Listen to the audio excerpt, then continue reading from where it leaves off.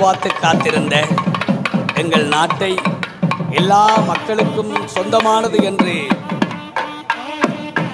பேரினவாத சிந்தனைகளை புறந்தள்ளி எல்லா நாட்டுக்கும் எல்லா இனத்தவர்களுக்கும் சொந்தமானது என்று சொல்லி சமத்துவத்தை நிலைநாட்டி வெற்றி கொண்ட சரித்திர நாயகன் மாண்புமிகு அதிமேதகு ஜனாதிபதி அனுரகுமார திசாநாயக்கா அவர்கள் இதோ உங்கள் சபையை நோக்கி வந்து கொண்டிருக்கிறார்.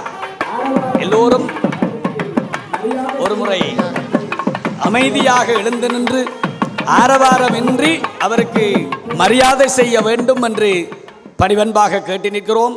கம்பன் கழக தொண்டர்கள் கொடி குடை ஆலவட்டம் என்பவற்றை தாங்கி மங்கள வாத்திய சகிதம் உரிய மரியாதையோடு அழைத்து கொண்டு வருகிறார்கள்.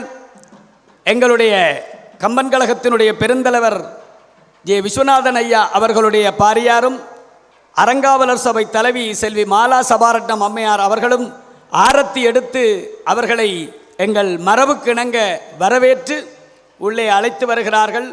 அவர் உள்ளே வந்து சபையின் நடுவே அமர்ந்திருப்பார்.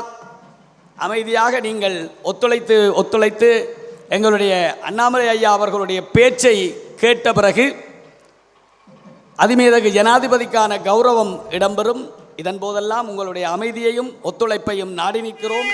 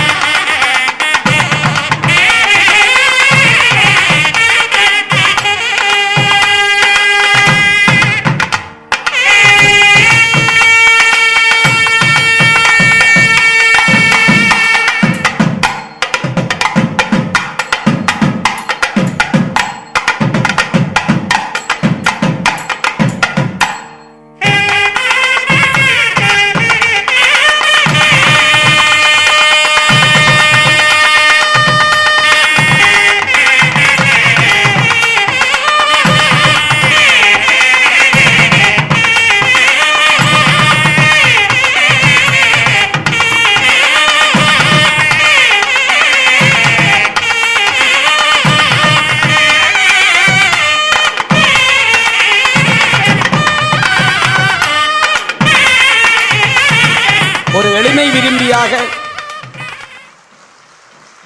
உலக மக்கள் அத்தனை பேருடைய உள்ளத்திலும் குடிகொண்ட சரித்திர நாயகன் மாண்புமிகு ஜனாதிபதி அனுரகுமார திசாநாயக்கா அவர்களை ஒட்டுமொத்த தமிழ் சமூகத்தினுடைய சார்பாகவும் கம்பன் கழகம் வருக வருகவென்று வரவேற்றுக் கொள்வதில் பெருமகிழ்ச்சி அடைகிறது.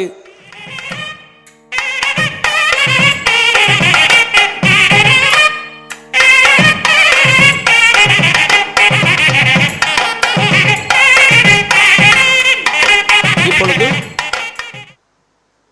தமிழக மாநில பாரதிய ஜனதா கட்சியினுடைய மேலாள் தலைவர் அண்ணாமலை ஐபிஎஸ் அவர்கள் உரையாற்றுவார்.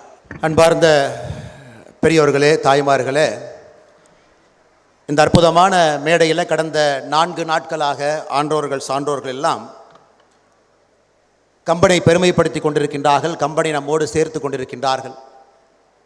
புதிய தலைமுறைக்கு கம்ப ராமாயணத்தை அறிமுகம் செய்து கொண்டிருக்கின்றார்கள். கம்ப ராமாயணத்தில் வரக்கூடிய ஒரு கதாபாத்திரத்தையும் கூட நமக்கு அறிமுகம் செய்து எப்படி நம்முடைய வாழ்க்கையை மேம்படுத்த வேண்டும் என்கின்ற ஒரு பெரிய வாதத்தை வைத்து கொண்டிருக்கின்றார்கள். இந்த சிறப்பு நிகழ்ச்சியை தொடர்ந்து செய்து கொண்டிருக்கக்கூடிய அகில இலங்கை கம்பன் கழகத்திற்கு என்னுடைய மனப்பூர்வமான பாராட்டுக்களை, நன்றிகளை இந்த நேரத்தில் தெரிவித்துக் கொள்கின்றேன். ஐ pay my respectful greetings to a great personality, the President of Sri Lanka, His Excellency Anurakkumara Dissanayake sir, who is kind enough to come. It is great to see politicians becoming statesmen by participating in functions like this, mingling among the common people, celebrating different languages, pouring their heart and soul to listen to different literatures. It is very nice to see the President taking time. The Honorable President, His Excellency, coming here and participating in this wonderful function. நான் நம்முடைய எனக்கு முன்பு பேசியிருக்கக்கூடிய முகமது ரேலா அவருடைய பணியை இப்போ நான் செய்யணும்.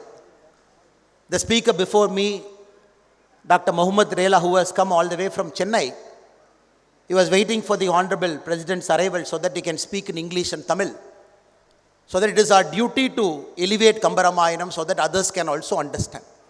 நம்முடைய தாய்மொழியின் மீது மிகப்பெரிய பற்றும் ஆவலும் ஆசையும் இருந்தாலும் கூட மாற்று மொழி பேசக்கூடிய நண்பர்கள்ட்ட நம்முடைய கம்பராமாயணத்தை இன்னும் சிறப்பாக சேர்க்க வேண்டிய பெரிய பொறுப்பும் பணியும் நமக்கு இருக்குது. அதனால் முகமது ரேலா அவர்கள் விட்டு சேர்ந்த பணியை இப்பொழுது நான் அதை தொடங்குகின்றேன் என்று அன்போடு ஐயாவுக்கு சொல்லிக்கிறேன்.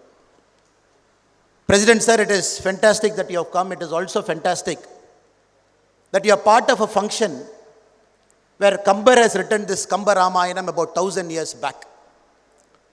And all through this 1000 years, people have celebrated it, people have adored it, people have read through it, people have lived their life in accordance with each of the characters of this great epic. And every day, every time we listen to each of these 10,700 verses, every time we feel anew, every time we think we have learned something. Nobody can say they have mastered Kamba Ramayanam. Even the masters, when they listen to it, every time they learn something.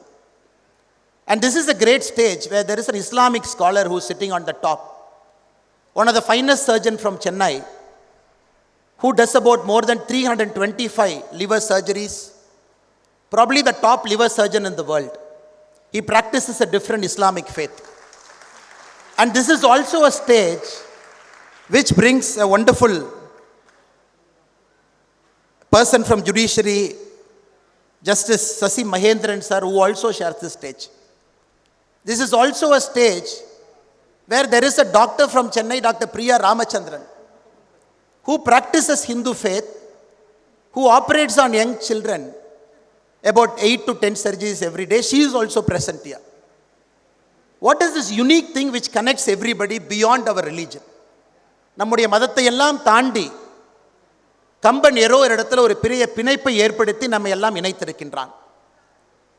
When Dr. Mohammad Rela was speaking, he mentioned, we all fight in the name of religion. We wage wars in the name of religion.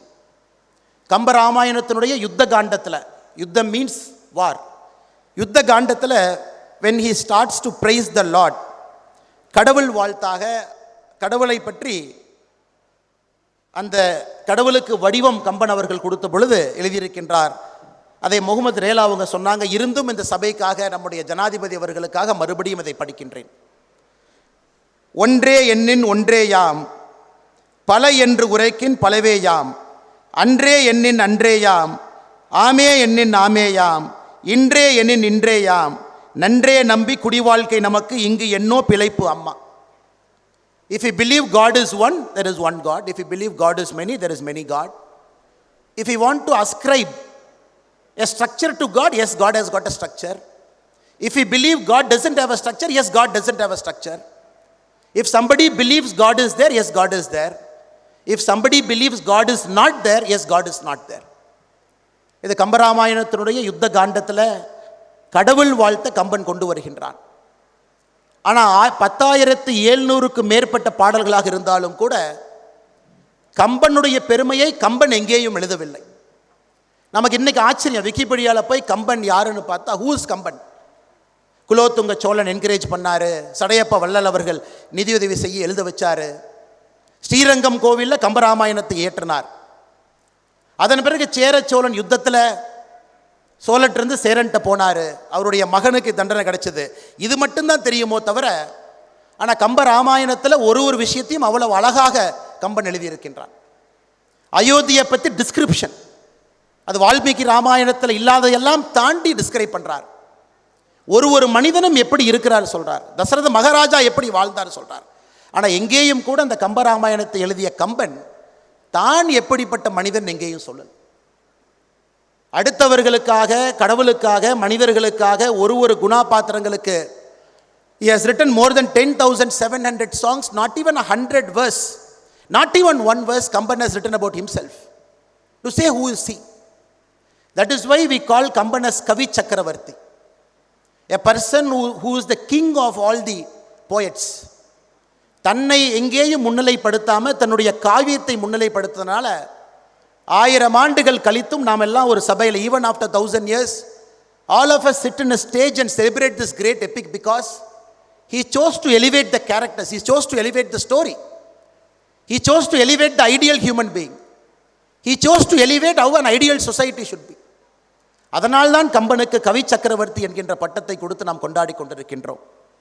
So இந்த பாடல்லையே நமக்கு தெரியுது, நமக்குள் இருக்கக்கூடிய சிறு சிறு வித்தியாசங்களை எல்லாம் தாண்டி, if we are able to overcome the small things that divide us and look at the larger things that unite us, probably we will be entering into a world where Ram Rajya is possible.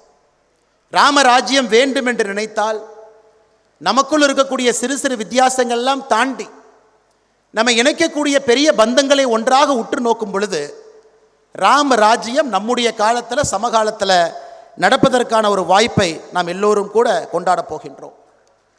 கம்பராமாயணத்தினுடைய அடிப்படை கருத்து எப்படி சிலப்பதிகாரத்தில் அரசியல் பிழைத்தோருக்கு அறம் கூற்றாகும் என்ற ஒரு அடிப்படை கருத்தை மைய கருத்தாக வைத்து ஒரு பெரிய காவியத்தை ஏற்றிருக்கின்றார்களோ, கம்பராமாயணத்தில் என்னை பொறுத்தவரை ஒரு அடிப்படை கருத்து அறம் வெல்லும் பாவம் தோற்கும். அது எப்படிப்பட்ட குணாபாத்திரங்களாக இருந்தாலும், whichever be the character, finally the righteousness will win and anybody who makes a mistake finally has to suffer for it. இந்த ஊரில் நம்முடைய இலங்கை மண்ணில் நாம் எல்லோரும் கூட பல இடத்துல, நானும் கூட நிறைய இடத்துல பெரிதும் மதிக்கக்கூடிய ராவணேஸ்வரன், மாபெரும் வீரன், மாட்சிமிக்க கலைஞன், ஒப்பில்லா சிவபக்தன், மேருமலையை அசைத்து பார்த்தவன், இனிய வீணை இசைத்தவன், இந்திரனை விரட்டியவன், வாளியை கட்டியவன், பொன்னால் இலங்கையை பொலிவுறச் செய்தவன், நாட்டை சிறப்பாக ஆண்டவன், மக்களுக்கு அன்பானவன். ஆனால் எங்கே அறம் தோற்கிறதோ கட்டிய கோட்டை அங்கே சிதறுகிறது. இந்த கம்பராமாயணத்தில் ஒரு கதாபாத்திரத்தையும் ஒரு இடத்துலையும் நாம் பார்க்கும் பொழுது, ஒரு மனிதர்களுடைய வாழ்வியல் தத்துவத்தை ஆழமாக நாம் படிக்கும் பொழுது எல்லா இடத்திலும் கூட தர்மா ஆல்வேஸ் வின்ஸ். அதுவும் இன்னைக்கு நம்முடைய ஜனாதிபதி அவங்க வந்திருக்கிறாங்க. ஜனாதிபதியை பொறுத்தவரை the president who is here, the whole of Sri Lanka has participated in a democratic process. In a democracy, people have voted him, people have brought him to power, and after sitting in that chair, the honorable president of Sri Lanka, he is for everybody. He crosses his religion, he crosses his faith, he crosses everything and sits in that chair. இதை எப்படி கம்பராமாயணத்தில் கம்பன் கொண்டு வர்றான்னு பாருங்க. சங்ககால இலக்கியத்திலிருந்து எப்பொழுதும் எப்படி சொல்லுவோம் என்றால், ஒரு மன்னனை, ஒரு நாட்டை சொல்லும் பொழுது உயிர் எப்பொழுதும் மன்னன் என்று சொல்வோம், உடல் எப்பொழுதும் மக்கள் என்று சொல்வோம். ஸோ ஆண்டவனுக்கு ஒரு டிவைன் ரைட் மேலே இருந்து வந்திருக்கின்றார்கள், ஒரு டிவைன் ரைட் கொடுத்து தான் சங்ககால தமிழ் இலக்கியத்திலிருந்து இருக்கு. ஆனால் முதலாக இதில் கம்பராமாயணத்தில் அதில் கவி சக்கரவர்த்தி கம்பன் கொஞ்சம் மாறுபட்டு நிற்கிறார். when he talks about Dasarath Maharaja, அப்போ அவர் தெளிவாக வர்ணனை செய்கின்றார், மன்னன் உடலாகவும் மக்கள் உயிராகவும் இருக்கிறாங்க. எவ்வளவு அற்புதமாக ஒரு முடியாட்சியிலிருந்து குடியாட்சி கொண்டு வராரு பாரு. அதாவது யாருக்குமே ஒரு டிவைன் ரைட் கிடையாது to rule. I am born somebody's son, I am the father of somebody, I have the right to rule over people. அது 1000 ஆண்டுகளுக்கு முன்பு தன்னுடைய காப்பியத்தில் ஒரு முடியாட்சியிலிருந்து குடியாட்சிக்கு அழகாக அதை கொண்டு வந்து நிறுத்துகின்றார். அது மட்டும் இல்லை, நமக்கு தெரியும் திரேதா யுகத்தில் அயோத்திய அரசு நடந்த பொழுது Dasaratha Maharaja lived for 60,000 years. Apparently in Treta Yuga people lived long, 60,000 years. When in a sabha, when Dasharatha Maharaja called all his people and he announced, I am retiring from this chair, இந்த சேர்லேருந்து நான் வெளியே போகிறேன், என்னுடைய காலம் முடிந்து விட்டது, அடுத்து பட்டத்து இளவரசராக நம்முடைய ராமனை நான் நியமிக்கின்றேன் என்று சொன்ன பொழுது மக்கள் எல்லோரும் ரொம்ப பெருசாக கைத்தட்டுறாங்க, ஆரவாரத்தோடு, ஆனந்தத்தோடு. மகாராஜாக்கே ஒரு சிறிய சந்தேகம், எதற்கு ஆரவாரத்தோடு ஆனந்தத்தோடு மக்கள் கொண்டாடுறாங்க? அப்போ அங்கிருந்த அரசவையில் இருந்த minister, he asked the minister, why people are so happy, so joyful? The minister says, if you don't shout at me, I'll explain. சொல்லுங்க. ஐயா நீங்கள் 60,000 ஆண்டுகள் திரேதா யுகத்தில் தசரத மகாராஜா நீங்கள் மக்களுக்காக சேவை செய்தாலும் கூட, எத்தனையோ நல்லது செய்திருந்தாலும் கூட, இன்னைக்கு நீங்கள் சொன்னீங்க பார்த்தீங்களா, this is your best decision. ஏன்னா மக்கள் ராமனை விரும்புகின்றார்கள். உங்களுடைய மகன் என்பதற்காக இல்லை, குணாதிசயத்திற்காக. ஒரு ஐடியல் பர்சன் எப்படி இருக்கணும், how should be an ideal human being should be. ஆனால் காலத்தினுடைய கட்டாயம் நமக்கு தெரியும். 14 ஆண்டுகள் வனவாசத்திற்கு செல்ல வேண்டிய கட்டாயம் வந்து திரும்ப வந்து பட்டாபிஷேகம் நடந்த பொழுது, இதற்கு முன்பு கடவுள் வாழ்த்துல அந்த அற்புதமான பாட்டை பாடணும். பட்டாபிஷேகம் செய்கின்ற நேரத்தில் எவ்வளவு சிறப்பாக அதை நாம் அந்த பட்டாபிஷேகத்தை வர்ணனை செய்கின்றோம்.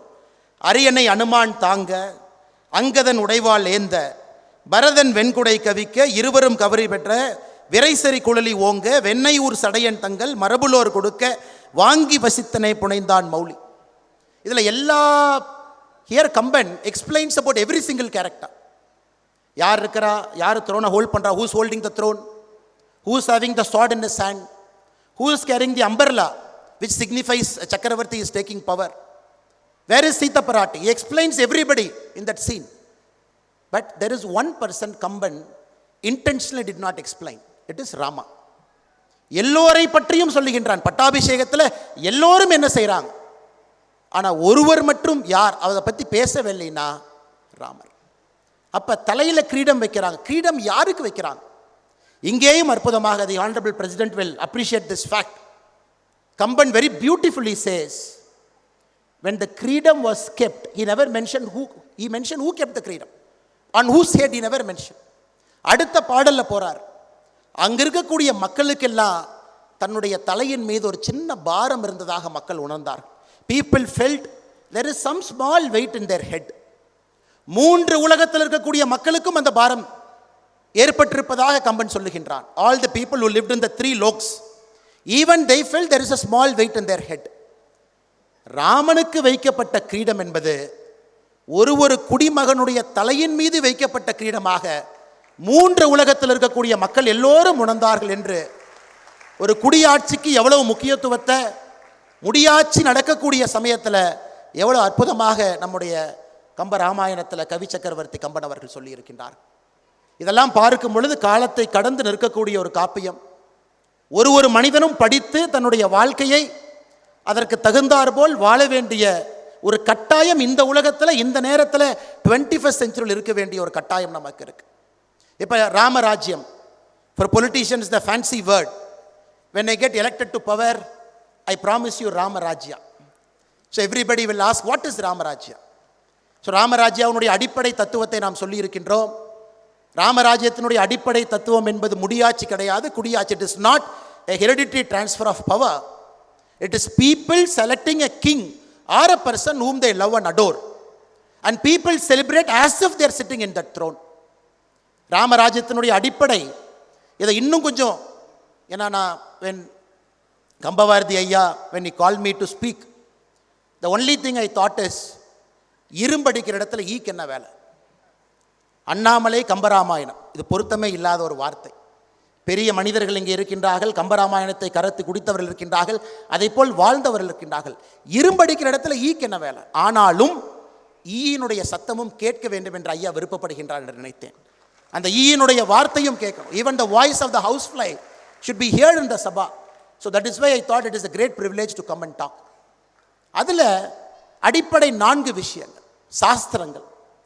ஒரு ஊரில் ராமராஜ்யம் நடக்க வேண்டும் என்று கம்பன் விரும்புவது, அந்த பொறுப்புக்கு வரக்கூடிய நபர், the person who comes to the throne should have a clean understanding of sastras, should have a clean understanding of righteousness, should have a clean understanding of dharma. Second quality expects for the person who comes, he should have the character of a sishya. ஒரு சிஷ்யன் அடிப்படை என்ன? The mind is always open to learn, always they want to learn, always they want to meet people, they want to meet people with an open mind. Not only the person should understand the sastra, the person should have the quality of a sishya. Kamban goes one step further to say, when is Ramarajya possible? மூன்றாவது he says Samaj, மக்கள். மக்களோடு தொடர்ந்து இருக்கக்கூடியவர். அன்னைக்கு ஜனாதிபதி அவர்கள் ஊசியா, the president ஊசியா, because he mingles with the common people like us. He takes time, comes and listen. Even if he speaks Tamil, he respects it, sits through it, understands it. A person who mingles with the samaj, with the public, that quality is the third quality. The fourth quality, he says, a person should be able to take advice from sadhus. Sadhus by their very nature are very detached. They don't have family. They don't want to push anything in the envelope. So இந்த 4 விஷயங்கள், சாஸ்திரங்களை தெரிந்து வைத்துக் கொள்வது, இரண்டாவது ஒரு சிஷ்ய குணம் இருக்கக்கூடிய ஒரு மனிதன், மூன்றாவது மக்களோடு எப்பொழுதும் பழகக்கூடிய சமாஜோடு இருக்கக்கூடிய ஒரு மனிதன், நான்காவது சாதுவினுடைய பேச்சையெல்லாம் கேட்டு அறிவுரைகளை, ஆதீனம் ஐயா முன்னாடி இருக்கிறாங்க, சாதுவங்க இங்கே இருக்கிறாங்க. இந்த 4ம் வரும் பொழுது, மக்களுக்கும் ராமபிரானுடைய குணாதிசயங்கள் வரும் பொழுது, ஒரு ராமராஜ்யத்தை நம்முடைய சமகாலத்தில் we can see a ராமராஜ்யா in our lifetime is what I believe. And for that to happen, it is very important we should generate tolerance. The world demands tolerance. Even for small things we fight. We fight within the house, we fight with the neighbor, we fight in the street, we fight as a society, we fight based on languages, we fight based on religion, we fight based on north and south, we fight based on western hemisphere, eastern hemisphere, we fight based on where they live, where we live. So ஒரு அடிப்படை tolerance, சகிப்புத்தன்மை. இன்னைக்கு ஒரு கம்பராமாயணத்தை ஒரு குழந்தைங்க கேட்குறாங்க, கம்பபாரதி ஐயாவுடைய பேச்சுக்கெல்லாம் நம்ம கேட்குறோம்னா அடிப்படை விஷயத்தை சொல்லிக் கொடுப்பது, we should have tolerance, சகிப்புத்தன்மை. The second quality I believe the present generation, if at all we are a follower of Kamban, we take the nuggets of Kambaramayanam very seriously, is to have humility. We all believe, Relas are quoted from all the epic scriptures, from Bible to Quran, every single piece of great literature he quoted. அடிப்படை humility. நான் பெரியவன், I'm a big man, I'm bigger than everybody, somebody has to respect me, somebody has to salute me. இந்த humility இன்னைக்கு நம்முடைய சமுதாயத்தில் it is coming on a lower level every time. So கம்பராமாயணத்தை நாம் சாத்தியப்படுத்தணும், அதுபோல் நாமும் வாழ வேண்டும். நம்முடைய சமகாலத்தில் ஒரு ராமராஜ்யத்தை நாம் அதிலே ஒரு மக்களாக இருக்க வேண்டும் என்று நினைத்தால் அடிப்படை 2 குணங்கள், பெரிய குணங்களே வேண்டாங்க, பெரிய குணங்கள் வேண்டாம், பெரிய குணங்கள் தானாக வரும். At least 2 small qualities we can pick up. Just like Rama is known for integrity, Lakshmana is known for his seva, just like Bharata is known for his tolerance. நாம எல்லா கேரக்டராக வாழ்ந்துடலாம். If we have to live as a character of Bharata, imagine. Bharata doesn't have any role to play in Rama getting sent off to forest. Bharata did not tell his mother, please send Rama to forest. Bharata has got 0.001% fault. But how did the people of Ayodhya treated Bharata? People of Ayodhya felt, Bharata, you wronged. You sent our dear Rama to forest. Because of you, Rama is suffering. Bharata, even to take a bath in the Sarayu river, he has to go at 1:30 in the night, take bath and come. ஏன்னா 2 மணிக்கு மேலே மக்கள் வெளியே வந்தாங்கன்னா பரதனை திட்ட ஆரம்பிப்பாங்க. A person who is able to carry this for 14 years with so much tolerance, so much patience, for no fault of it. We can live through all the characters. Each of the eminent people can take one character and say he is the greatest character. But if you ask me as a person, the greatest character is Bharata. Because willfully you are carrying something on your head for which you got no fault of your own. 14 ஆண்டுகள் he has to carry that, 14 years he has to carry that guilt. அல்லது பரதனுடைய சகோதரன் சத்ருகனா இருக்கட்டும், who always had that humility to serve his brother. Every character teaches us something. Let us learn tolerance, let us learn humility over a point of time. Let us be better human beings. Let us be followers of Kamban. Let us take small nuggets of Kambaramayan. Even we need not speak the language they speak. 10,700 verses. I know people who can say all 10,700 verses. My grandfather can recite 8,000 verses, but I can't even recite one. But at least for my generation, if I am able to pick up some nuggets, some qualities, and live our life according to that, I think sabhas like this, where the president gives time and comes here, where all the eminent people will come here, I think our life is worth it. அதனால் கடைசியில் நம்முடைய ஜனாதிபதியை வைத்துக்கொண்டு அதிகமாக நான் பேச விரும்பவில்லை. அவருடைய நேரம் நமக்கு மிக முக்கியமான நேரம். மற்றும் ஒரு முறை மேடையில் இருக்கக்கூடிய எல்லா தலைவர்களுக்கும், குறிப்பாக கம்பன் கழகத்தினுடைய தலைவராக இருக்கக்கூடிய ஐயா விஸ்வநாதன் அவர்களுக்கு, அருமை நண்பர் தத்தோ சரவணன் ஐயா அவர்களுக்கு, மற்றும் ஒரு முறை நீதியரசர் மகேந்திரன் அவர்களுக்கு, மற்றும் ஒரு முறை டாக்டர் முகமது ரேலா ஐயா அவர்களுக்கு, மேடையில் இருக்கக்கூடிய எல்லா ஆண்டோர்களுக்கு, சான்றோர்களுக்கு, when Kambavaradhi ஐயா told me I have to come. Tomorrow is counting of elections in Tamil Nadu. I can't afford to come today. But people have already decided. It is already in the box. We just have to open the box tomorrow and see what people have given their verdict inside. When Kambavaradhi Ayya says you have to come, the only thing I can do is I just have to obey and come to Colombo. So the great privilege. Kambavaradhi Ayya அவருடைய பாதத்தை தொட்டு வணங்கி நன்றி தெரிவித்து இந்த வாய்ப்பு கொடுத்த எல்லா நல்ல உள்ளங்களுக்கும் கொழும்பு மாநகரில் இருக்கக்கூடிய எல்லா நம்முடைய தமிழ் சொந்தங்களுக்கும் ஆண்டோர்களுக்கும் சான்றோர்களுக்கும் நன்றி உரித்தாக்கி என்னுடைய உரையை முடித்துக் கொள்கின்றேன். நன்றி, வணக்கம். கம்பன் வாழ்க, கம்பனுடைய புகழ் என்றும் நிலைத்து நிற்க.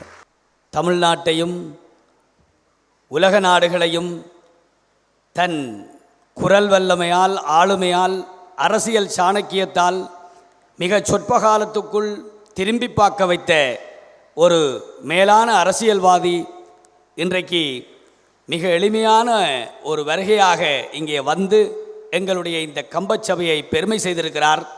நல்ல ஆழமான விடயங்களை எல்லாம் எடுத்துரைத்து நல்ல ஒரு நிறைவுரையை, நிறைவான உரையாக எமக்காக வழங்கி வைத்தார். அவருடைய அந்த நல்ல உரைக்காக எங்களுடைய மனமார்ந்த நன்றியை தெரிவித்து நிற்கின்றோம். கம்பன் கழகத்தின் சார்பாகவும் சபையோர்கள் சார்பாகவும் அவருடைய அந்த நல்ல உரைக்கு நன்றி பாராட்டி நிற்கின்றோம்.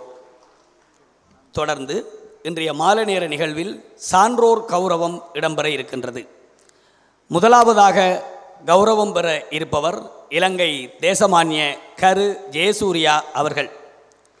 கம்பகலாநிதி ராதாகிருஷ்ணன் விருது பெறும் இந்த கரு ஜெயசூர்யா அவர்கள் எமக்கு விருது பெறுவதற்காக சம்மதித்து நேற்றைய தினம் உடல்நலக்குறைவு காரணமாக தமிழ்நாட்டுக்கு ஒரு சத்திர சிகிச்சைக்காக செல்ல வேண்டியிருப்பதால் அவர் கலந்து கொள்ள முடியவில்லை. அவர் சார்பாக அவருடைய அந்த விருதினை ஏற்றுக்கொள்வதற்காக மேனாள் அமைச்சர் நவீன் திசநாயக்கா அவருடைய மருமகன் அவர்கள் அந்த விருதினை பெற்றுக்கொள்வதற்காக வருகை தந்திருக்கிறார். தன்னுடைய அசௌகரியமான சூழ்நிலையை மிக வேதனையான மனநிலையோடு தெரிவித்திருக்கிறார்.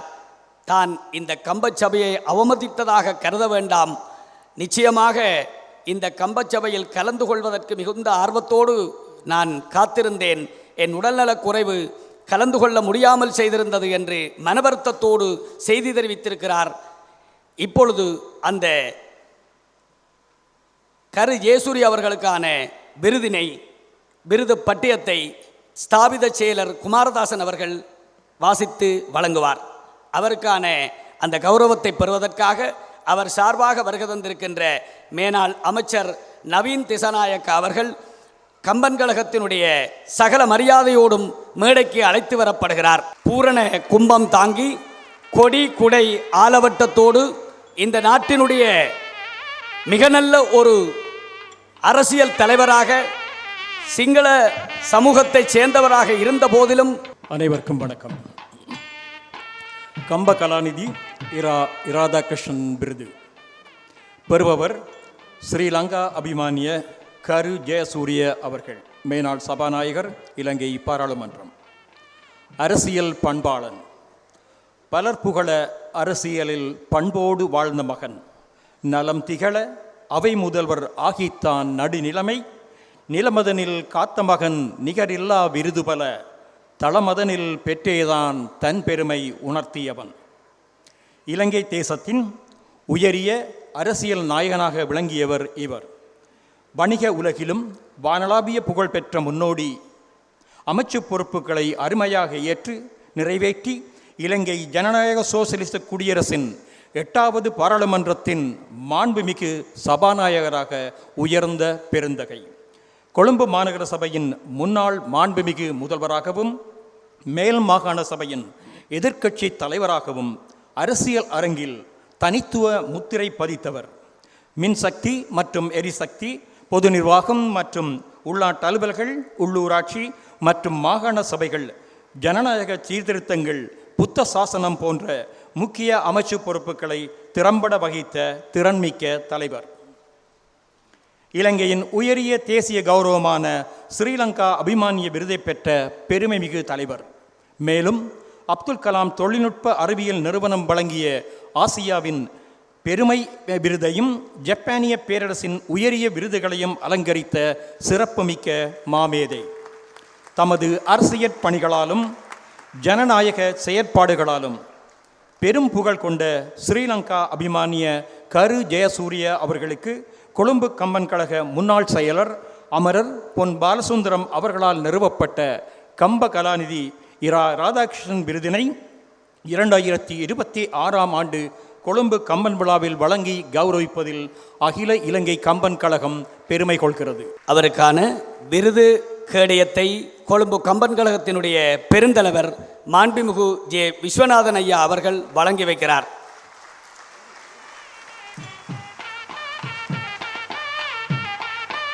இந்த நாட்டில் மிகச்சிறந்த ஒரு அரசியல் ஆளுமையாக இருந்த மேல்நாள் சபாநாயகர் இலங்கை தேசமானிய கரு ஜெயசூரிய அவர்களுக்கான அந்த கௌரவம் அவருடைய மருமகனார் நவீன் திசாநாயக்க அவர்களிடம் தகுந்த மரியாதைகளோடு கையளிக்கப்படுகின்றது.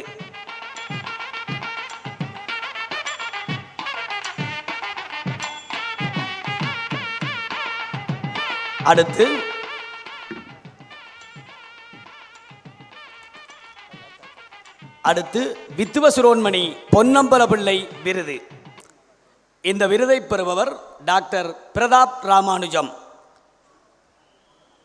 பல அமைச்சுக்களில் நிரந்தர செயலாளராக கடமை புரிந்த டாக்டர் பிரதாப் ராமானுஜம் அவர்களுக்கான கௌரவத்துக்காக அவர் கம்பன் கழக தொண்டர்களால் சகல மரியாதைகளோடும் அழைத்து வரப்படுகிறார்.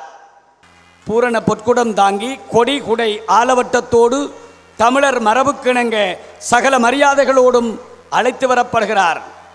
அவருக்கான விருது பட்டியத்தை வழங்குவதற்காக ஸ்தாபித செயலர் குமாரதாசன் அவர்கள் அந்த பட்டியத்தை வாசித்து வழங்குவார்.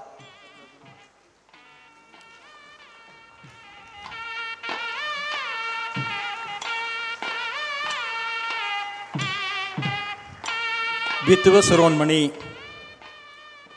பொன்னம்பல பிள்ளை விருது பெறுபவர் டாக்டர் பிரதாப் ராமானுஜம் அவர்கள்.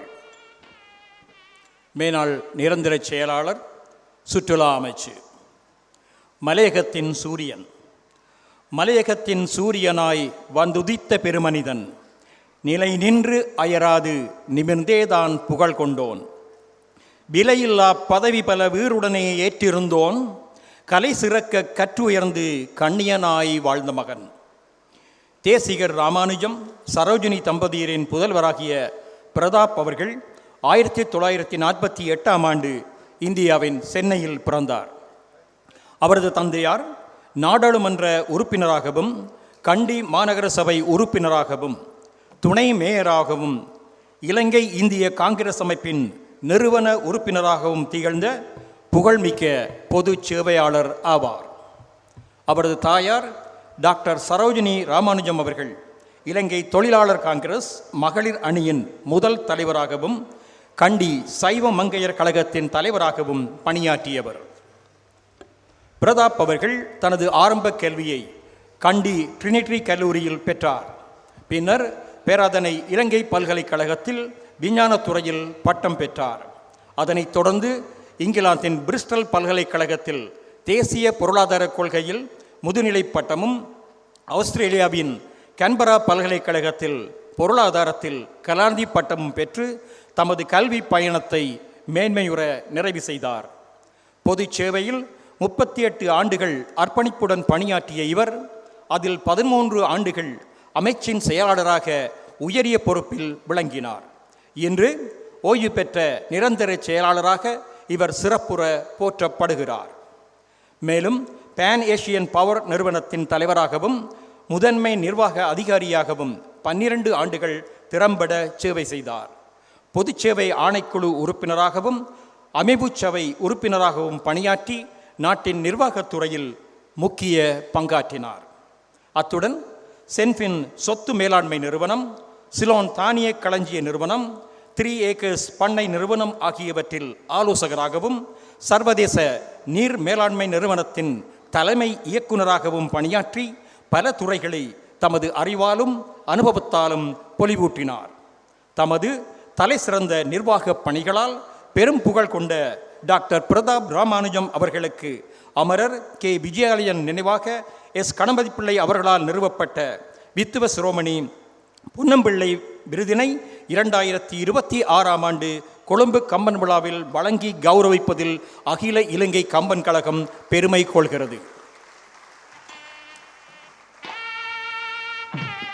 டாக்டர் பிரதாப் ராமானுஜம் அவர்களுக்கான அந்த கௌரவத்தினை நிகழ்த்துவதற்காக, பொன்னாடை போத்தி கௌரவிப்பதற்காக மேனாள் மலேசிய அமைச்சர் டத்தோஸ்ரீ சரவணன் அவர்கள் கௌரவத்தினை பொன்னாடை போத்தி வழங்கி வைக்கிறார்.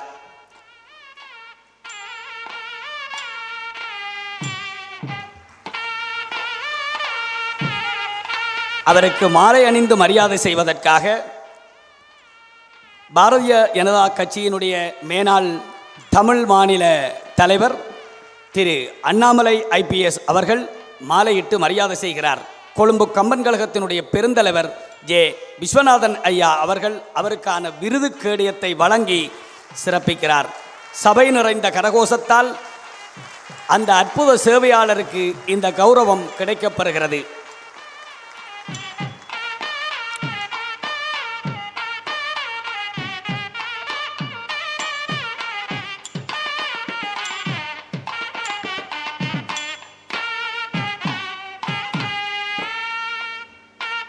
அடுத்து சான்றோர் கௌரவ வரிசையில் பேராசிரியர் ஆசா ஞானசம்பந்தன் விருது.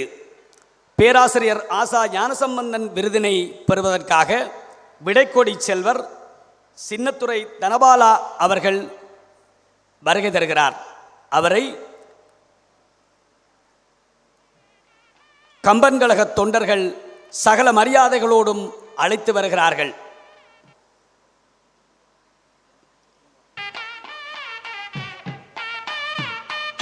பூரண பொற்குடம் தாங்கி கொடிகுடை ஆலவட்டத்தோடு சைவப்பணியை நந்தி கொடியினுடைய மேன்மையை இந்த உலகுக்கு உணர்த்தி உரைத்து வளர்த்து நிற்கின்ற அவருக்கான கௌரவ பட்டயத்தை வழங்கி வைப்பதற்காக மேனாள் செயலர் குமாரதாசன் அவர்கள் பட்டயம் வழங்குவார்.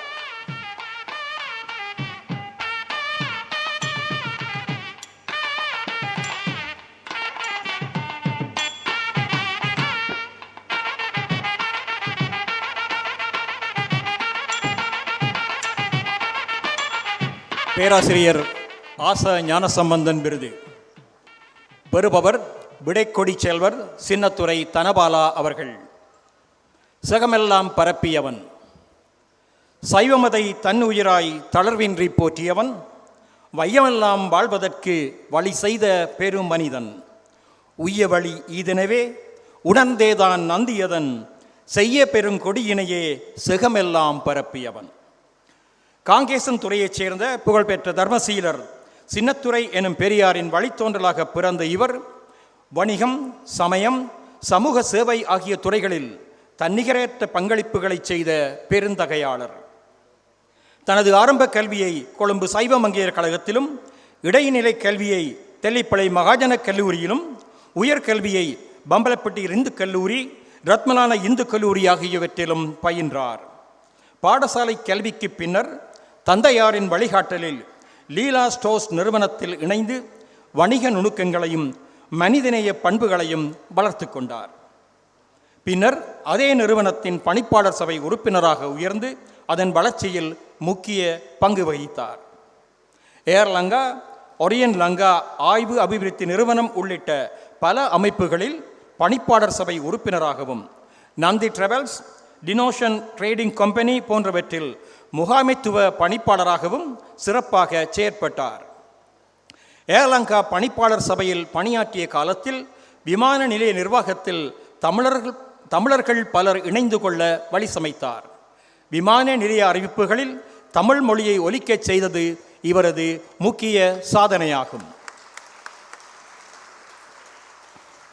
இவர் இப்போது கொழும்பு சைவ முன்னேற்றச் சங்கம், கதிர்காம யாத்திரிகர் தொண்டர் சபை, மனிதநேய நம்பிக்கை நிதியம் என்பவற்றின் அறங்காவலராகவும், ஸ்ரீலஸ்ரீ ஆறுமுக நாவலர் சபை, உலக சைவ பேரவையின் இலங்கை கிளை என்பவற்றின் தலைவராகவும், அகில இலங்கை இந்து மாமன்றத்தின் பிரதி தலைவராகவும், கொழும்பு விவேகானந்த சபையின் உப தலைவராகவும், இந்து சமய கலாச்சார அலுவலர்கள் அமைச்சின் இந்து கலாச்சார நிதியம், இந்து வித்யாவிருத்தி சங்கம் என்பவற்றின் ஆளுநர் சபை உறுப்பினராகவும், இலங்கை சைவநெறி கழகம், பௌத்த சங்கம் என்பவற்றின் காப்பாளராகவும், உன்னதமான சமய சேவையாற்றி வருகிறார்.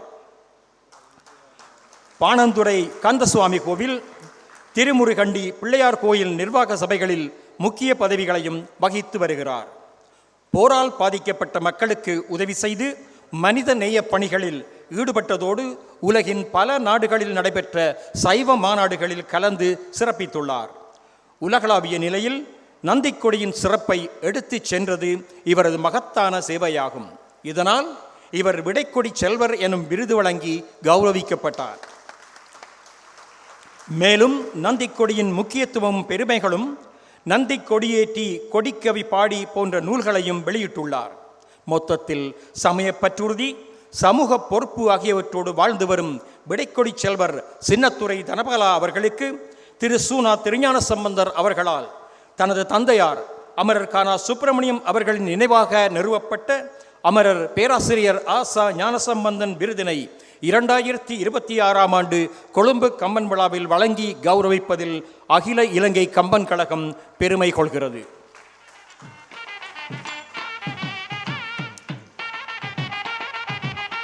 அவருக்கான கௌரவம் இடம்பெறுகிறது.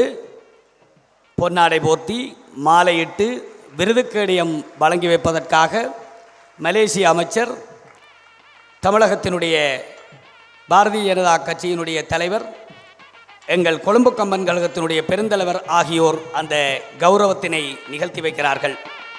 விடைக்கொடியை இந்த உலகம் முழுவதும் பரப்பி புகழ் கொண்ட சின்னத்துரை தனபாலா அவர்களுக்கான கௌரவம் சிறப்பாக இடம்பெற்றிருக்கிறது.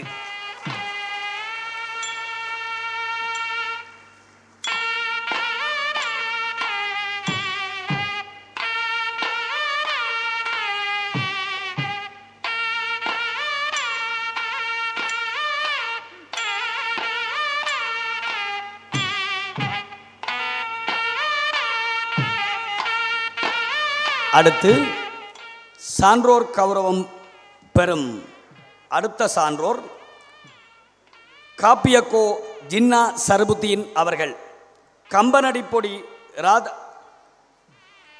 கம்பனடிப்பொடி ஷா கணேசன் விருதினை பெறுகிறார். கம்பனடிப்பொடி ஷா கணேசன் அவர்களுடைய விருதை பெறும் காப்பியக்கோ ஜின்னா சர்புத்தீன் அவர்களை கம்பன் கழக தொண்டர்கள் சகல மரியாதைகளோடும் அழைத்து வருகிறார்கள்.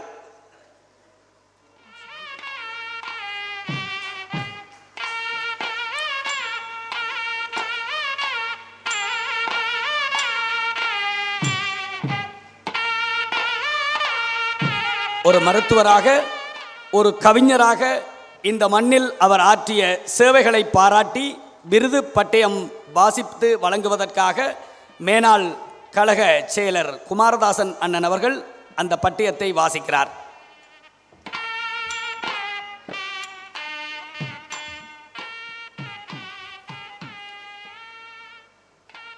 கம்பனடிப்பொடி சா கணேசன் விருது பெறுபவர் டாக்டர் ஜின்னா ஷரீஃபுத்தீன் அவர்கள். காவியங்கள் பல படைத்தோன், காவியங்கள் பல செய்து கவிதமலை பொழிந்த மகன், மேவி உலக உயிர் அனைத்தும் மேதினியில் காத்த மகன், ஆபிவரை தமிழ் பதித்து அவனியிலே வாழ்வதனால் நாவினிக்கும் செந்தமிழன் நலமெல்லாம் தெரிந்த மகன், மருதமுனை மண் தந்த மறுவில்லா மாண்பாளர், மருத்துவராய் தான் மலர்ந்து மண்ணுக்காய் உழைத்த மகன், பெரும்புலவர் ஷரீஃபுத்தீனின் பெயர் சொல்லும் இனிய மகன், சிவநாயக குருவை சேர்ந்துயர்ந்து கலைவன், மதுரத் தமிழ் மொழியில் மனம் பதித்து மயங்கியவன், காவியங்கள் பல செய்த கண்ணியத்திற்கு உரிய மகன், அறிவும் ஆற்றலும் அகம் நிறைந்த காப்பியக்கோ கவிதை சிறுகதை காவியம் புதினமென கலைவழி தமிழ்கடலில் கரை கடந்து நீந்தியவர், சிறுவர்க்காய் இலக்கியங்கள் செய்து புகழ் கொண்டோன், செம்மையுற மொழிபெயர்ப்பு செய்து தமிழ் வளர்த்தோன், செந்தமிழின் பரப்பதனை செழிக்க வைத்த பேராளன், தமிழுக்காய் வாழ்நாளை தந்தேதான் வாழ்ந்த மகன், எண்ணிறந்த காவியங்கள் இயற்றித்தான் முன்னோரின் மரபுதனை மேம்படுத்தும் மாண்பான பேரறிஞர், பட்டங்களும் பரிசும் பணிந்தீவரை சூழ்ந்திடினும் எட்டவே நின்றென்றும் இயல்புடனே வாழுபவர், அறிவுலகம் வியந்திடவே அரங்குபல கண்ட மகன், கவிதைக்காய் கணக்கில்லா கௌரவங்கள் பெற்றுயர்ந்தோன். அரிய பெரும் தமிழ்த் தொண்டின் அணிவிளக்காய் நின்றிருப்போன். தமிழ் வயலில் தான் முயன்று தரமான பயிர் வளர்த்தோன். ஆய்வுக்கு உட்படுத்தும் ஆக்கங்கள் பல தந்தோன். ஈழத்தின் தமிழ் பெருமை எழுத்ததனால் விரிவித்தோன். இஸ்லாமிய பெருமை எடுத்தியம்பி தலைநிமிர்ந்தோன். தக்காரோய் வாழ்ந்தேதான் தாழ்வதிலா எச்சங்கள் பெற்றே புகழ் கொண்டு பெருவாழ்வை பேணுபவன். இளையோரே அனைத்தேதான் ஏற்றங்கள் தந்திடுவான். நற்றவ செல்வராய் நானிலத்தோர் போற்றுகிற காப்பிய கோவுக்காம் கௌரவம் ஈது. ஓயாத கவிதை பணியால் உயர் புகழ் கொண்ட காப்பியக்கோ டாக்டர் ஜின்னா ஷரீஃபுத்தீன் அவர்களுக்கு பாரத் பல்கலைக்கழக வேந்தர் டாக்டர் எஸ் ஜகத் ரட்சகன் அவர்களால் நிறுவப்பட்ட கம்பனடிப்பொடி சா கணேசன் விருதினை 2026ஆம் ஆண்டு கொழும்பு கம்பன் விழாவில் வழங்கி கௌரவிப்பதில் அகில இலங்கை கம்பன் கழகம் பெருமை கொள்கிறது.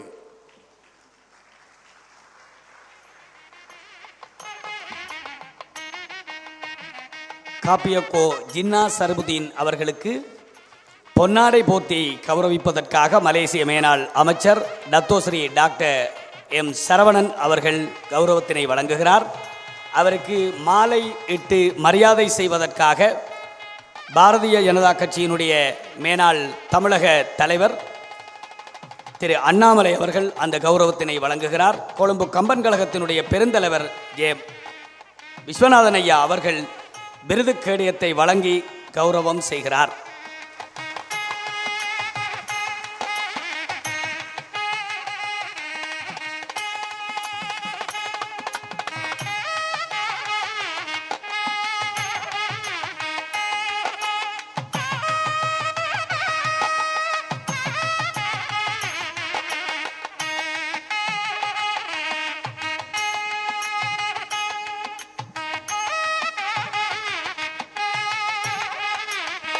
அடுத்து சான்றோர் கௌரவம் பெறும் வரிசையில் சிரேஷ்ட பொறியியலாளர் சி உருத்திரலிங்கம் அவர்கள் கௌரவம் பெறுவதற்காக மேடைக்கு வருகை தருகிறார். கம்பவாணர் ஆ அருணகிரி விருது, அந்த விருதினை பெறுவதற்காக சிரேஷ்ட பொறியியலாளர் உருத்திரலிங்கம் அவர்கள் கம்பன் கழக தொண்டர்களால் சகல மரியாதைகளோடும் மேடைக்கு அழைத்து வரப்படுகிறார். மங்கள வாத்தியம் முழங்க பூரண பொற்குடம் தாங்கி கொடிகுடை ஆலவட்டத்தோடு இந்த மண்ணில் மகத்தான சேவைகள் புரிந்த சிரேஷ்ட பொறியியலாளர் ருத்ரலிங்கம் அவர்கள் அழைத்து வரப்படுகிறார். அவருக்கான விருது பட்டயத்தை கழகத்தின் ஸ்தாபித செயலர் வழங்கி வைப்பார்.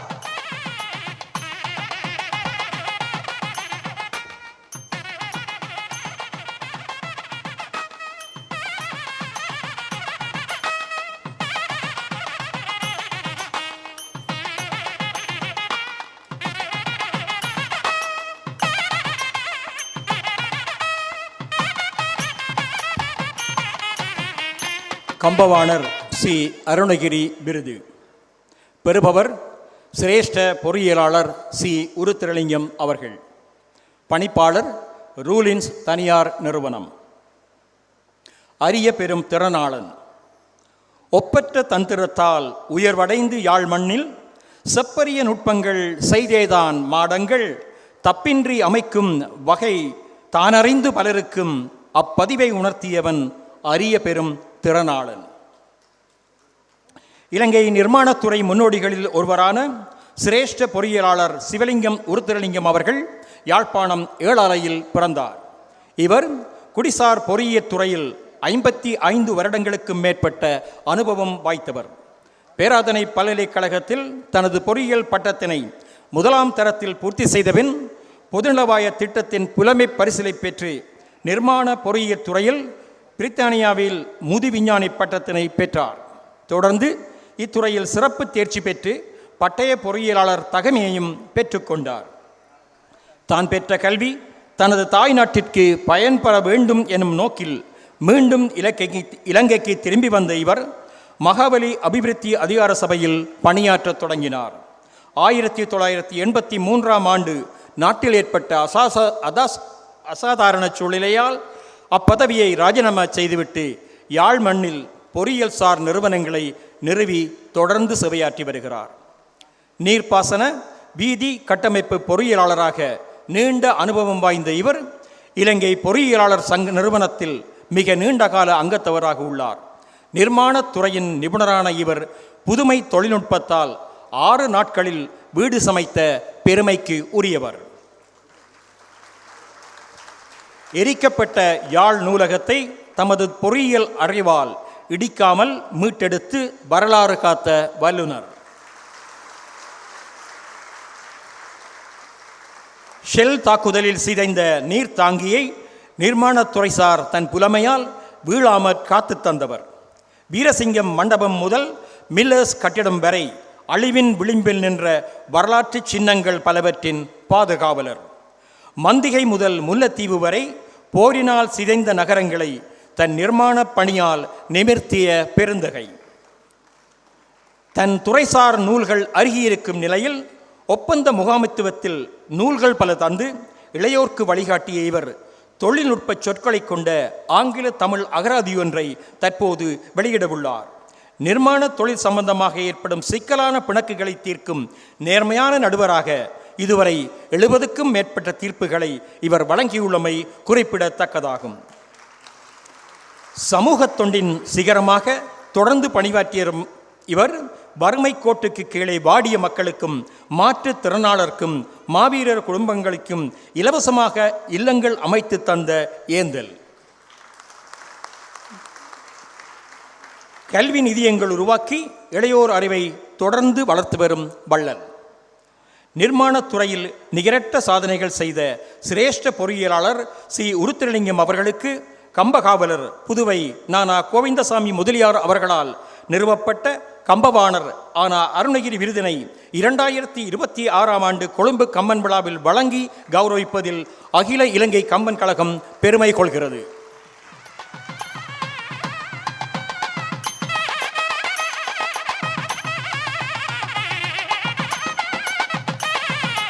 சிரேஷ்ட பொறியியலாளர் உருத்திரலிங்கம் அவர்களுக்கு பொன்னாடை போர்த்தி மலேசிய மேனாள் அமைச்சர் கௌரவம் செய்ய பாரதிய ஜனதா கட்சியினுடைய தமிழக மேனாள் தலைவர் மாலையிட்டு மரியாதை செய்கிறார். அவருக்கான விருது கேடயத்தை கொழும்பு கம்பன் கழகத்தினுடைய பெருந்தலைவர் மாண்புமிகு ஏ. விஸ்வநாதன் ஐயா அவர்கள் வழங்கி கௌரவிக்கிறார்.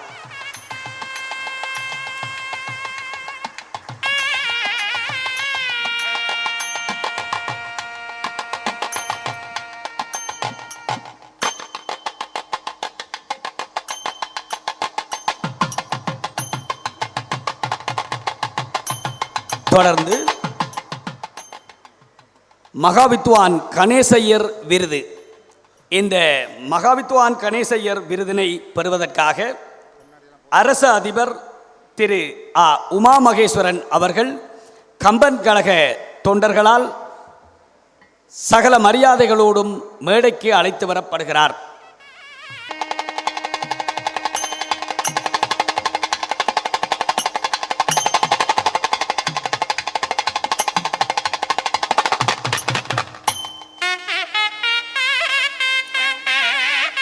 உமா மகேஸ்வரன் அவர்களுக்கான அந்த விருது கேடயத்தை வாசித்து வழங்குவதற்காக ஸ்தாபித செயலர்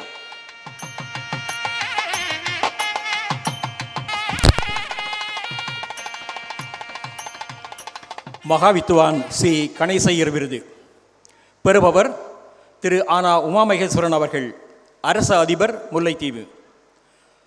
பலர் புகழும் நிர்வாகி. தன் தனித்த ஆளுமையால் தளராது பாடுபட்டு முன்னெடுத்து பல கருமம் முனைந்தேதான் செய்த மகன். எண்ணறிய பெருமைமிகு இந்து மத ஏற்றமதை பன்னெடுங்கால் காத்திருந்தோன் பலர் புகழும் நிர்வாகி. யாழ்ப்பாணம் நல்லூரில் அருளானந்தம் பார்வதி தம்பதியருக்கு 1972 பிறந்த உமா மகேஸ்வரன் கொக்குவில் இந்து கல்லூரியில் தன் இடைநிலை கல்வியை பெற்றுக்கொண்டவர். பின் யாழ்ப்பாண பல்கலைக்கழகத்தில் வியாபார முகாமைத்துவ துறையில் இளமானி பட்டத்தையும், ஸ்ரீ ஜெயவர்த்தனபுர பல்கலைக்கழகத்தில் பொது நிர்வாகத்தில் முதுமானி பட்டத்தையும் பெற்றுக்கொண்டவர். ஆசிரியப் பணியில் தன் தொழில் வாழ்க்கையை 2000ஆம் ஆண்டு தொடங்கிய இவர் இலங்கை நிர்வாக சேவையில் 2004ஆம் ஆண்டு இணைந்து முதலில் திருகோணமலை மாவட்ட பெருகல் குச்சவெளி பிரதேசங்களின் செயலாளராக திறம்பட பணியாற்றினார். அக்காலகட்டத்தில் சுனாமி அனர்த்தத்திலும் போரின் துயரிலும் மக்களுக்கு மகத்தான துணையாக நின்றவர். பெருகல் முதல் குச்சவெளி வரை மீள்குடியேற்ற சுடர் ஏற்றி அவர்களின் மனங்களை வென்றவர். பின்னர் இந்து சமய கலாச்சார அலுவல்கள் திணைக்களத்தின் பணிப்பாளராய் இவர் பணியாற்றிய காலத்தில் ஆறுமுகநாவலர் விபுனாந்தர் மாநாடுகளை மிக பெரிய அளவில் நடாத்தி அவர்களின் அரிய நூல்களை மீள்பதிப்பு செய்தவர். சர்வதேச முருகபக்தி மாநாட்டை வெற்றிகரமாக நடத்திய இவர் சமய கலாச்சார கற்க நிறுவனத்தை உருவாக்கி பலருக்கும் பயன் செய்தார். சமய திணைக்களத்தை மக்கள் நேய முன்மாதிரியான அரச நிறுவனமாக மாற்றி தேசிய உற்பத்தி திறன் விருதை முதன்முறையாக திணைக்களம் பெறுவதற்கு வழி சமைத்தார்.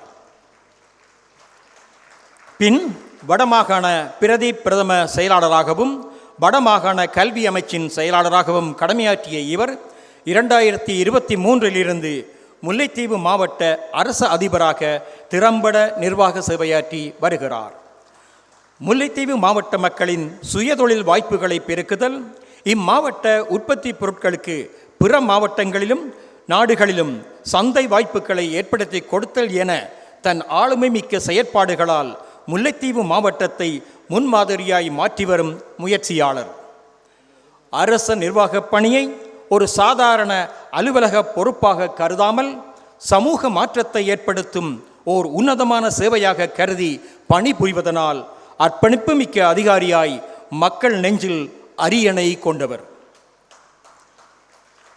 தமது ஆளுமை மிக்க சமுதாய நோக்கிலான நிர்வாகப் பணிகளால் ஏற்றம் காணும் திருமிகு ஆனா உமாமகேஸ்வரன் அவர்களுக்கு சுவாமி சாந்தானந்த சரஸ்வதி நினைவாக கம்பன் புகழ் விருதாளர் திருமதி அபிராமி கைலாசபிள்ளை அவர்களால் நிறுவப்பட்ட மகாவித்துவான் சி கணேசையர் விருதினை 2026ஆம் ஆண்டு கொழும்பு கம்பன் விழாவில் வழங்கி கௌரவிப்பதில் அகில இலங்கை கம்பன் கழகம் பெருமை கொள்கிறது.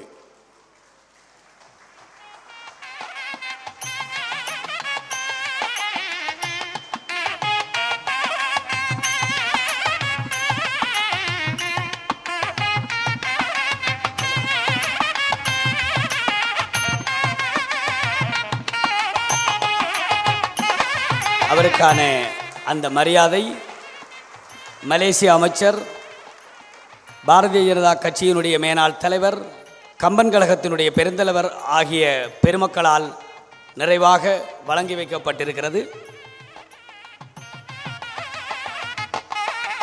இந்த 6 சான்றோர் பெருமக்களும் கௌரவிக்கப்பட்டிருக்கின்ற இந்த நேரத்தில் நாட்டினுடைய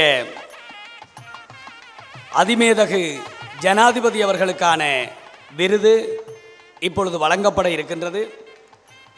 அந்த விருதுக்கு முன்னதாக கம்பன் கழகம் அதிமேதகு ஜனாதிபதி அவர்களுக்கு ஏன் இந்த விருதை வழங்குகிறது, தமிழ் மக்கள் சார்பாக நாங்கள் எதிர்பார்க்கின்ற விடயம் என்ன என்பது தொடர்பான ஒரு அறிக்கையினை எங்கள் கம்பன் கழகத்தினுடைய ஸ்தாபித செயலரும் மெல்பர்ன் கம்பன் கழகத்தினுடைய அமைப்பாளருமான குமாரதாசன் அவர்கள் இப்பொழுது வாசித்து வழங்குவார்.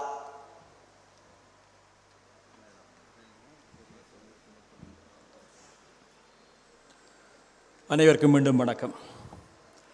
ஒன்றுபட்ட இலங்கையின் தொலைநோக்கு தலைவர் கம்பன் புகழ் விருது கௌரவிப்பு உரை. இச்சபையில் அமர்ந்திருக்கும் வணக்கத்திற்குரிய மதகுருமார்களே, கௌரவத்திற்குரிய அதிமேதகு ஜனாதிபதி அனுரகுமார திசாநாயக்க அவர்களே, விருதுகள் பெற்ற பெரியோர்களே, கூடியிருக்கும் கௌரவத்திற்குரிய பிரமுகர்களே, தாய்மார்களே, இளையோர்களே, உங்கள் அனைவருக்கும் கம்பன் கழகத்தின் சார்பில் எனது வணக்கத்தையும் வரவேற்பையும் தெரிவித்துக் கொள்கிறேன். அதிமேதகு ஜனாதிபதி அவர்களே, இங்கு நான் தனியே நின்று பேசினாலும் எனது இந்த உரை இந்த பெரிய தமிழ் சபையினது குரலாகத்தான் உங்கள் முன்பு வைக்கப்படுகிறது என்பதை தங்கள் மேலான கவனத்திற்கு தர விரும்புகிறேன். மேதகு ஜனாதிபதி அவர்களே, இந்த நாட்டின் அரசியல் வரலாற்றில் நீங்கள் புதியதோர் புரட்சியை செய்ய முயன்று வருகிறீர்கள்.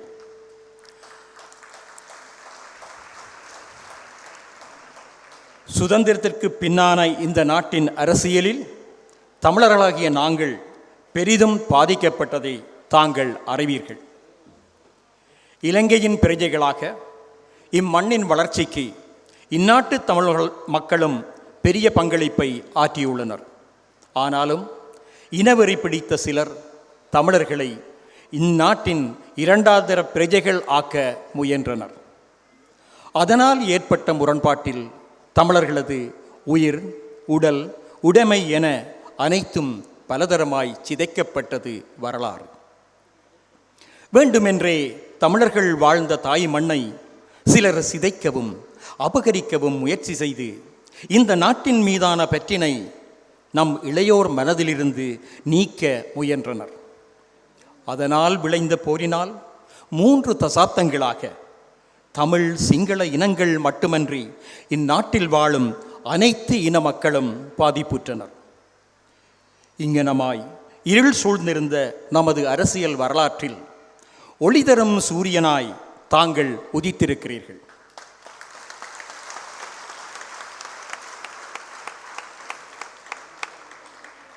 முதலாய் அனைத்து இனங்களையும் அணைத்து கொண்டு இம்மண் எல்லோர்க்கும் உரியது எனச் சொல்லி எங்கள் மனங்களை கவர்ந்து உயர்ந்து நிற்கிறீர்கள்.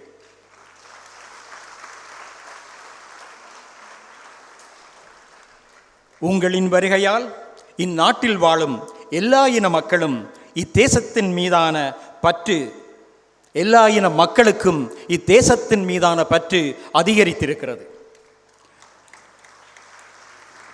பகை நீங்கி எல்லா இன மக்களும் ஒருவரையொருவர் நேசிக்க தொடங்கியிருக்கிறார்கள். உங்களால் ஏற்பட்டிருக்கும் தன் புதல்வர்களது ஒற்றுமை முயற்சி கண்டு இலங்கை என்னை மகிழத் தொடங்கியிருக்கிறாள். மேதகு ஜனாதிபதி அவர்களே, நீங்கள் தொடங்கியிருக்கும் அரசியல் பாதை மிக கடினமானது என்பதை நாம் அறிவோம். ஒரே நாளில் மாயாஜாலம் செய்வது போல இந்நாட்டின் அரசியல் போக்கை மாற்றிவிட முடியாது என்பதையும் நாம் அறிவோம். நீங்கள் பல தடைகளையும் தாண்டி ஓட வேண்டி இருக்கும் என்பதையும் நாங்கள் அறிவோம். தமிழர்களின் மனக்குறைகள் இன்னும் முழுமையாய் நீங்கவில்லை. எம்மீதான அடக்குமுறைகள் ஆங்காங்கே இன்னும் தொடர்ந்து கொண்டுதான் இருக்கின்றன. ஆனாலும் எல்லா இனங்களும் ஒற்றுமையாய் வாழும் ஓர் இலங்கையை நீங்கள் முழுமையாக ஆக்கி தருவீர்கள் என்ற நம்பிக்கை எங்களுக்கு வந்திருக்கிறது. ஆனாலும் எல்லா இனங்களும் ஒற்றுமையாய் வாழும் ஓர் இலங்கையை நீங்கள் முழுமையாய் ஆக்கி தருவீர்கள் என்ற நம்பிக்கை எங்களுக்கு வந்திருக்கிறது. அதனால் தான் அரசியலாளர்களை கடந்து உங்கள் மீதான தமிழ் பொதுமக்களின் நம்பிக்கையை வெளிப்படுத்த வேண்டுமென நாங்கள் முடிவு செய்தோம். அம்முடிவின்படியேதான் இதுவரை கலைத்துறைகள் சார்ந்த தமிழர்களுக்கு மட்டும் வழங்கப்பட்டு வந்த தமிழினத்தின் உயர் விருதான இந்த கம்பன் புகழ் விருதினை முதல் முறையாக அரசியல் துறை சார்ந்த சிங்களவரான உங்களுக்கு நாம் வழங்கி மகிழ்கிறோம்.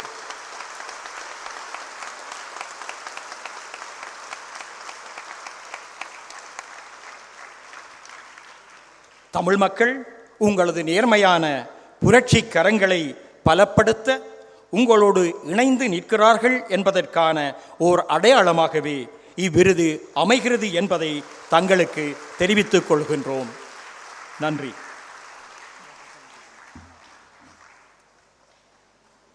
இப்பொழுது இங்கே தமிழில் வாசிக்கப்பட்ட இந்த கோரிக்கையை பெரும்பான்மை மொழியில், சகோதர மொழியில் வாசித்து வழங்குவதற்காக கொழும்பு மாநகர சபையினுடைய உறுப்பினர் KT குருசாமி அவர்கள் சிங்கள மொழியில் வாசிப்பதற்காக வருகை தருகிறார்.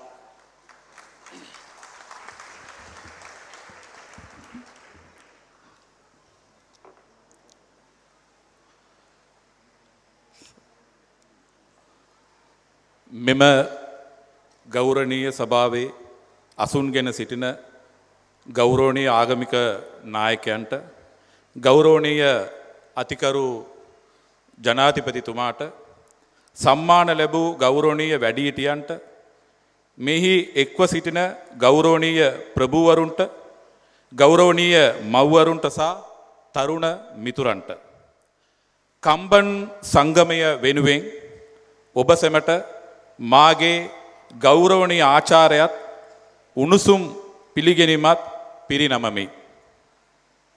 අතිකරු ජනාධිපතිතුමනි, මම මෙහි තනිව සිට කතා කළද මගේ මෙම කතාව මෙම මහත් දෙමළ සභාවේ අඬ ලෙස ඔබතුමා ඉදිරියේ තබන බව ගෞරවයෙන් ප්‍රකාශ කරමි. ගෞරවනීය ජනාධිපතිතුමනි, මෙම රටේ දේශපාලන ඉතිහාසය තුළ ඔබතුමා නව ආකාරයක විප්ලවයක් ආරම්භ කිරීමට උත්සාහ කරමින් සිටි.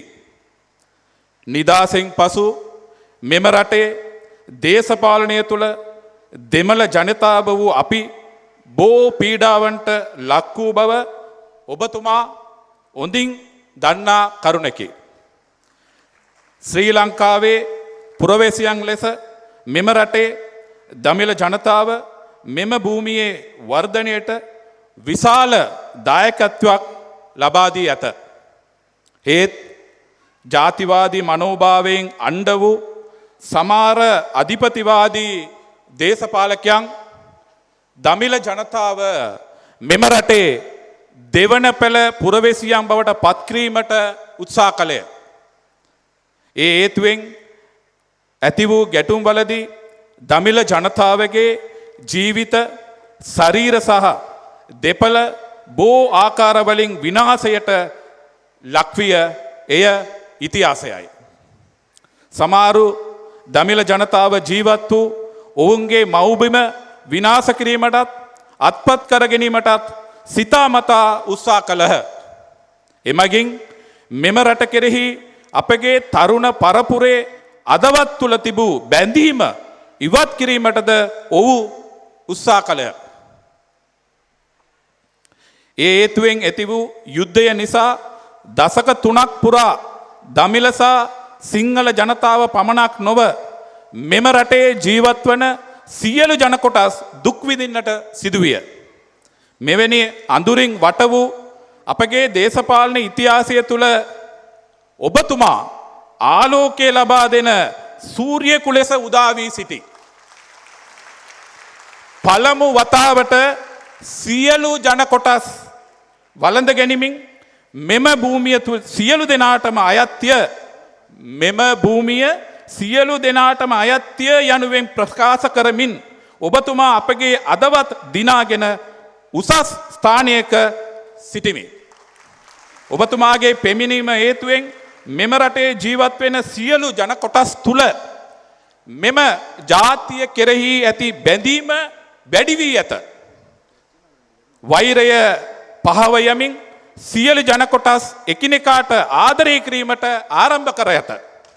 ඔබතුමා නිසා ඇති වූ තම දරුවන්ගේ එක්සත්භාවය සඳහා වූ උත්සාහය දැක ලංකා මාතාව සතුටට පත්වීමට ආරම්භ කර ඇත. ගෞරවනීය ජනාධිපතිතුමනි, ඔබතුමා ආරම්භ කර ඇති දේශපාලන මාර්ගය ඉතා දුෂ්කර එකක් බව අපි දනිමු. එක් දිනකින් මැජික් එකක් කලක් මෙන් මෙම රටේ දේශපාලන ගමන් මඟ වෙනස් කළ නොයේකි බවද අපි දනිමු. ඔබතුමාට බොහෝ බාධක හයිබවා ඉදිරියට යා යුතු බවද අපි දනිමු. දමිළ ජනතාවගේ අදවත් තුළ ඇති අසතුට සහ කනස්සල්ල තවමත් සම්පූර්ණයෙන් ඉවත් වී නැත. අපට එරෙහි පීඩන තැනින් තැන තවමත් පවතමින් පවති. ඒත් සියලු ජන කොටස් එක්සත්ව ජීවත් වන ශ්‍රී ලංකාවක් ඔබතුමා සම්පූර්ණයෙන් නිර්මාණය කරනු ඇතයි අප තුළ විශ්වාසයක් වී ඇති. එබැවින් දේශපාලකයන්ගේ ඔප්පට ගොස් දමිළ පොදු ජනතාව ඔබතුමා කෙරෙහි තබා ඇති විශ්වාසය ප්‍රකාශ කළ යුතුයි අපි තීරණය කළෙමු. ඒ තීරණය අනුව මෙතෙක් කලා සභා සාහිත්‍ය ශ්‍රේෂ්ඨවලට අයත් දමිළ ජනතාවට පමණක් පිරිනමා තිබූ දමිළ ජනතාවට පමණක් පිරිනමා තිබූ දමිළ ජනතාවගේ උසස් ගෞරවය සම්මානය වනය කම්බන් කීර්ති සම්මානය පළමු වතාවට දේශපාලන ශ්‍රේෂ්ඨයට අයත් සිංහල ජාතියෙකු වන අතිකරු ජනාධිපති වන ඔබතුමාට පිරිනැමීමට අපි සතුටු වෙමු. දමිළ ජනතාව ඔබතුමාගේ අවංක සහ විප්ලවීය උත්සාහයන් ශක්තිමත් කිරීම සඳහා ඔබතුමා සමග එක්ව සිටින බවට මෙම සම්මානය සංකේතයක් වන බව ඔබතුමාට ගෞරවයෙන් දැනුම් දෙමි. බොහොම ස්තුතියි.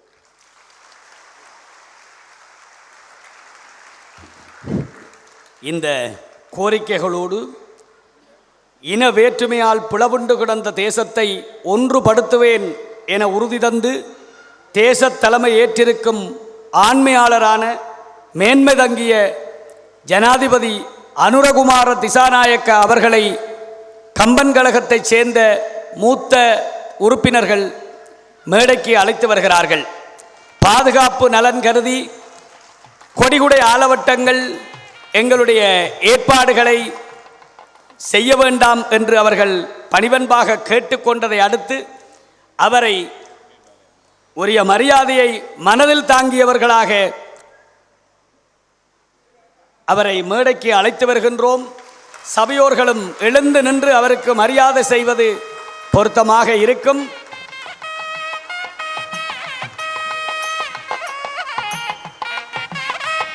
எளிமையே உருவான தலைவன்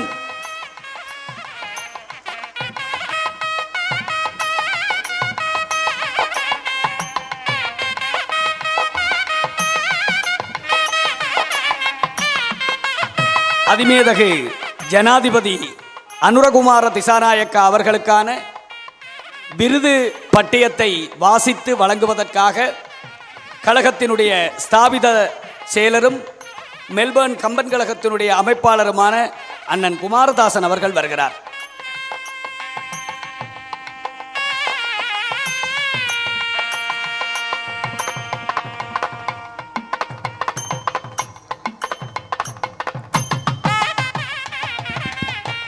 கம்பன் புகழ் விருது 2026 அதிமேதகு ஜனாதிபதி அனுரகுமார திசாநாயக்க அவர்கள். இலங்கை ஜனநாயக சோசலிச குடியரசு வரலாற்றை மாற்றியவன்.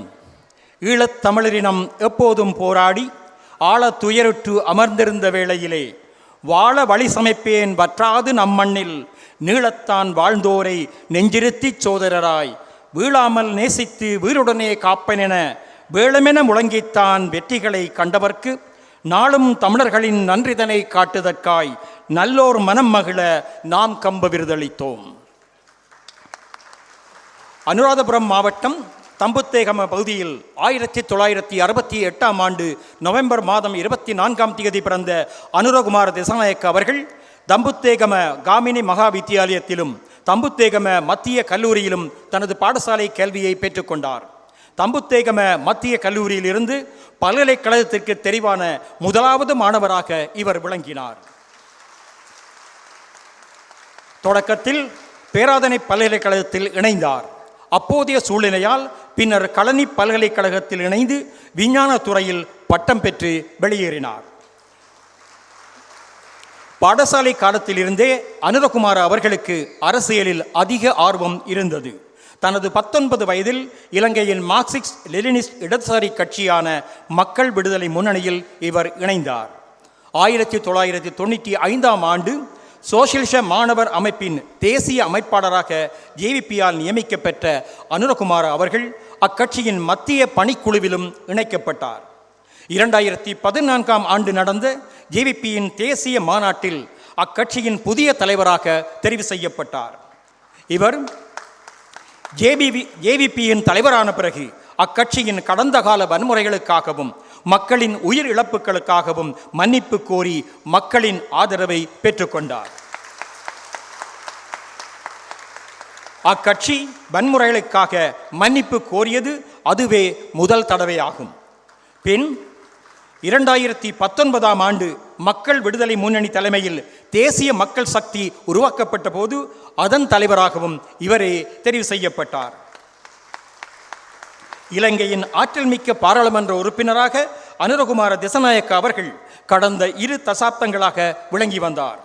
2000ஆம் ஆண்டு பாராளுமன்ற தேர்தலில் மக்கள் விடுதலை முன்னணியின் தேசிய பட்டியல் மூலமாக பாராளுமன்றத்தினில் நுழைந்த அவர் 2001ஆம் ஆண்டு நடந்த பாராளுமன்ற தேர்தலில் மீண்டும் பாராளுமன்ற உறுப்பினராக நியமிக்கப்பட்டார். பின் 2004ஆம் ஆண்டு நடைபெற்ற பாராளுமன்ற தேர்தலில் ஜேவிபியானது சுதந்திர கட்சியுடன் கூட்டணி அமைத்து போட்டியிட்டது. அத்தேர்தலில் குருநாகல் மாவட்ட உறுப்பினராக பாராளுமன்றத்தினில் நுழைந்த இவர் அவ்வரசாங்கத்தில் விவசாயம், கால்நடைகள், காணி, நீர்ப்பாசனத்துறை அமைச்சராக பதவியேற்றார்.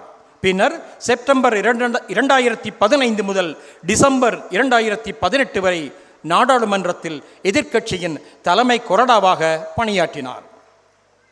அனுரகுமார திசாநாயக்க அவர்கள் தேசிய மக்கள் சக்தியை பிரதிநிதித்துவப்படுத்தி 2019ஆம் ஆண்டு நடந்த ஜனாதிபதி தேர்தலில் முதல் தடவையாக போட்டியிட்டார். அதில் 3வது இடத்தை பிடித்த அவர் ஊழலுக்கு எதிராக தொடர்ச்சியாக குரல் எழுப்பி வந்ததோடு பொருளாதார நெருக்கடியின் போது நடந்த போராட்டங்களிலும் தொடர்ந்து பங்கு கொண்டார். இதனால் அவருக்கான ஆதரவு தளம் நாட்டில் வேகமாக வலுவடைய ஆரம்பித்தது. இவரது ஆளுமை மிக்க பேச்சாற்றலாலும் ஆடம்பரம் இல்லாத நடத்தையாலும் கவரப்பட்ட மக்கள் தேசிய மக்கள் சக்தியின் பின்னால் இவருக்காகவே அணிதிரள தொடங்கினர். இதனால் 2024ஆம் ஆண்டு ஜனாதிபதி தேர்தலில் அனுரகுமார திசாநாயக்க அவர்கள் 57,40,179 வாக்குகளை பெற்று பெருவெற்றி அடைந்தார்.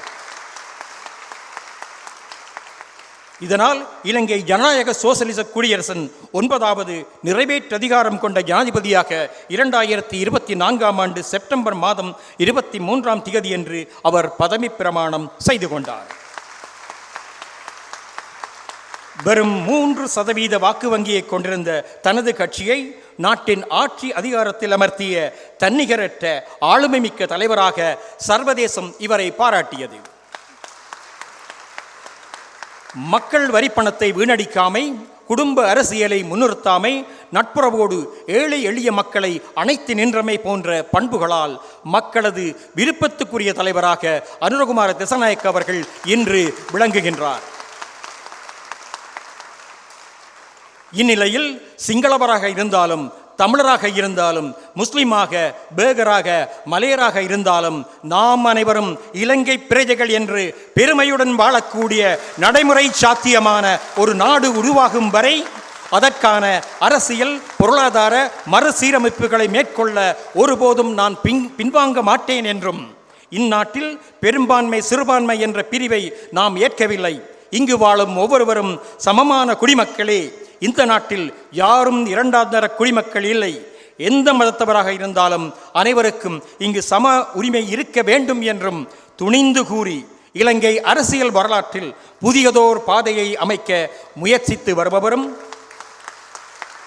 இனவேற்றுமையால் பிளவுண்டு கிடந்த தேசத்தை ஒன்றுபடுத்துவேன் என உறுதி தந்து தேச தலைமை ஏற்றிருப்பவருமான இவ் ஆண்மையாளருக்கு இந்நாட்டில் வாழும் தமிழ் மக்களின் ஆதரவை தெரிவிக்கும் முகமாக அமரர் விடிவி தெய்வநாயகம் பிள்ளை நினைவாக விடிவி ஃபவுண்டேஷன் நிறுவிய கம்பன் புகழ் விருதினை 2026ஆம் ஆண்டு கொழும்பு கம்பன் விழாவில் வழங்கி கௌரவிப்பதில் அகில இலங்கை கம்பன் கழகம் பெருமை கொள்கிறது.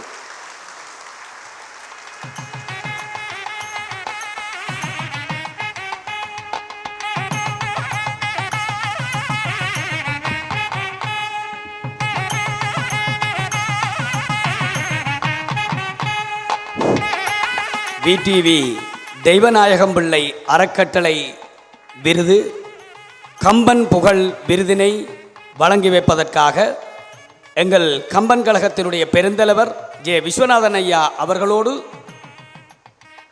பொன்னாடை போத்தி கௌரவிப்பதற்காக மலேசிய மேனாள் அமைச்சர் கௌரவ டத்தோஸ்ரீ டாக்டர் சரவணன் அவர்கள் பொன்னாடை போர்த்தி கௌரவிக்கிறார்.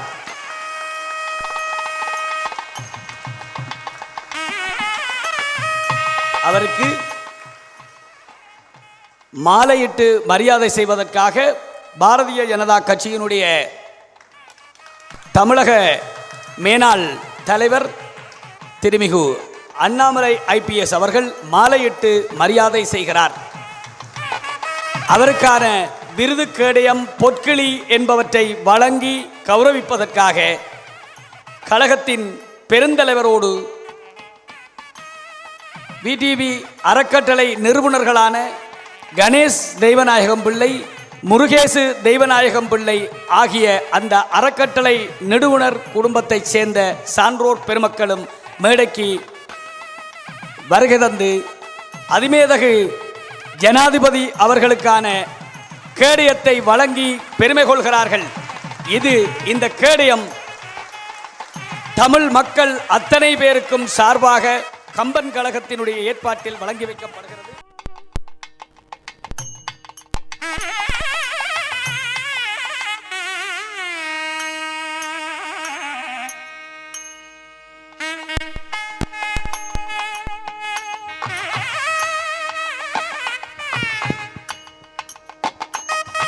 இப்பொழுது கௌரவம் பெற்ற அதிமேதகு ஜனாதிபதி அவர்கள் உரை நிகழ்த்த இருக்கிறார். அவருடைய உரையை மொழிபெயர்ப்பு செய்வதற்காக அகமட் நசீர் அவர்கள் இங்கே வருகை தருகிறார். வணக்கம். ආයුබෝවන්.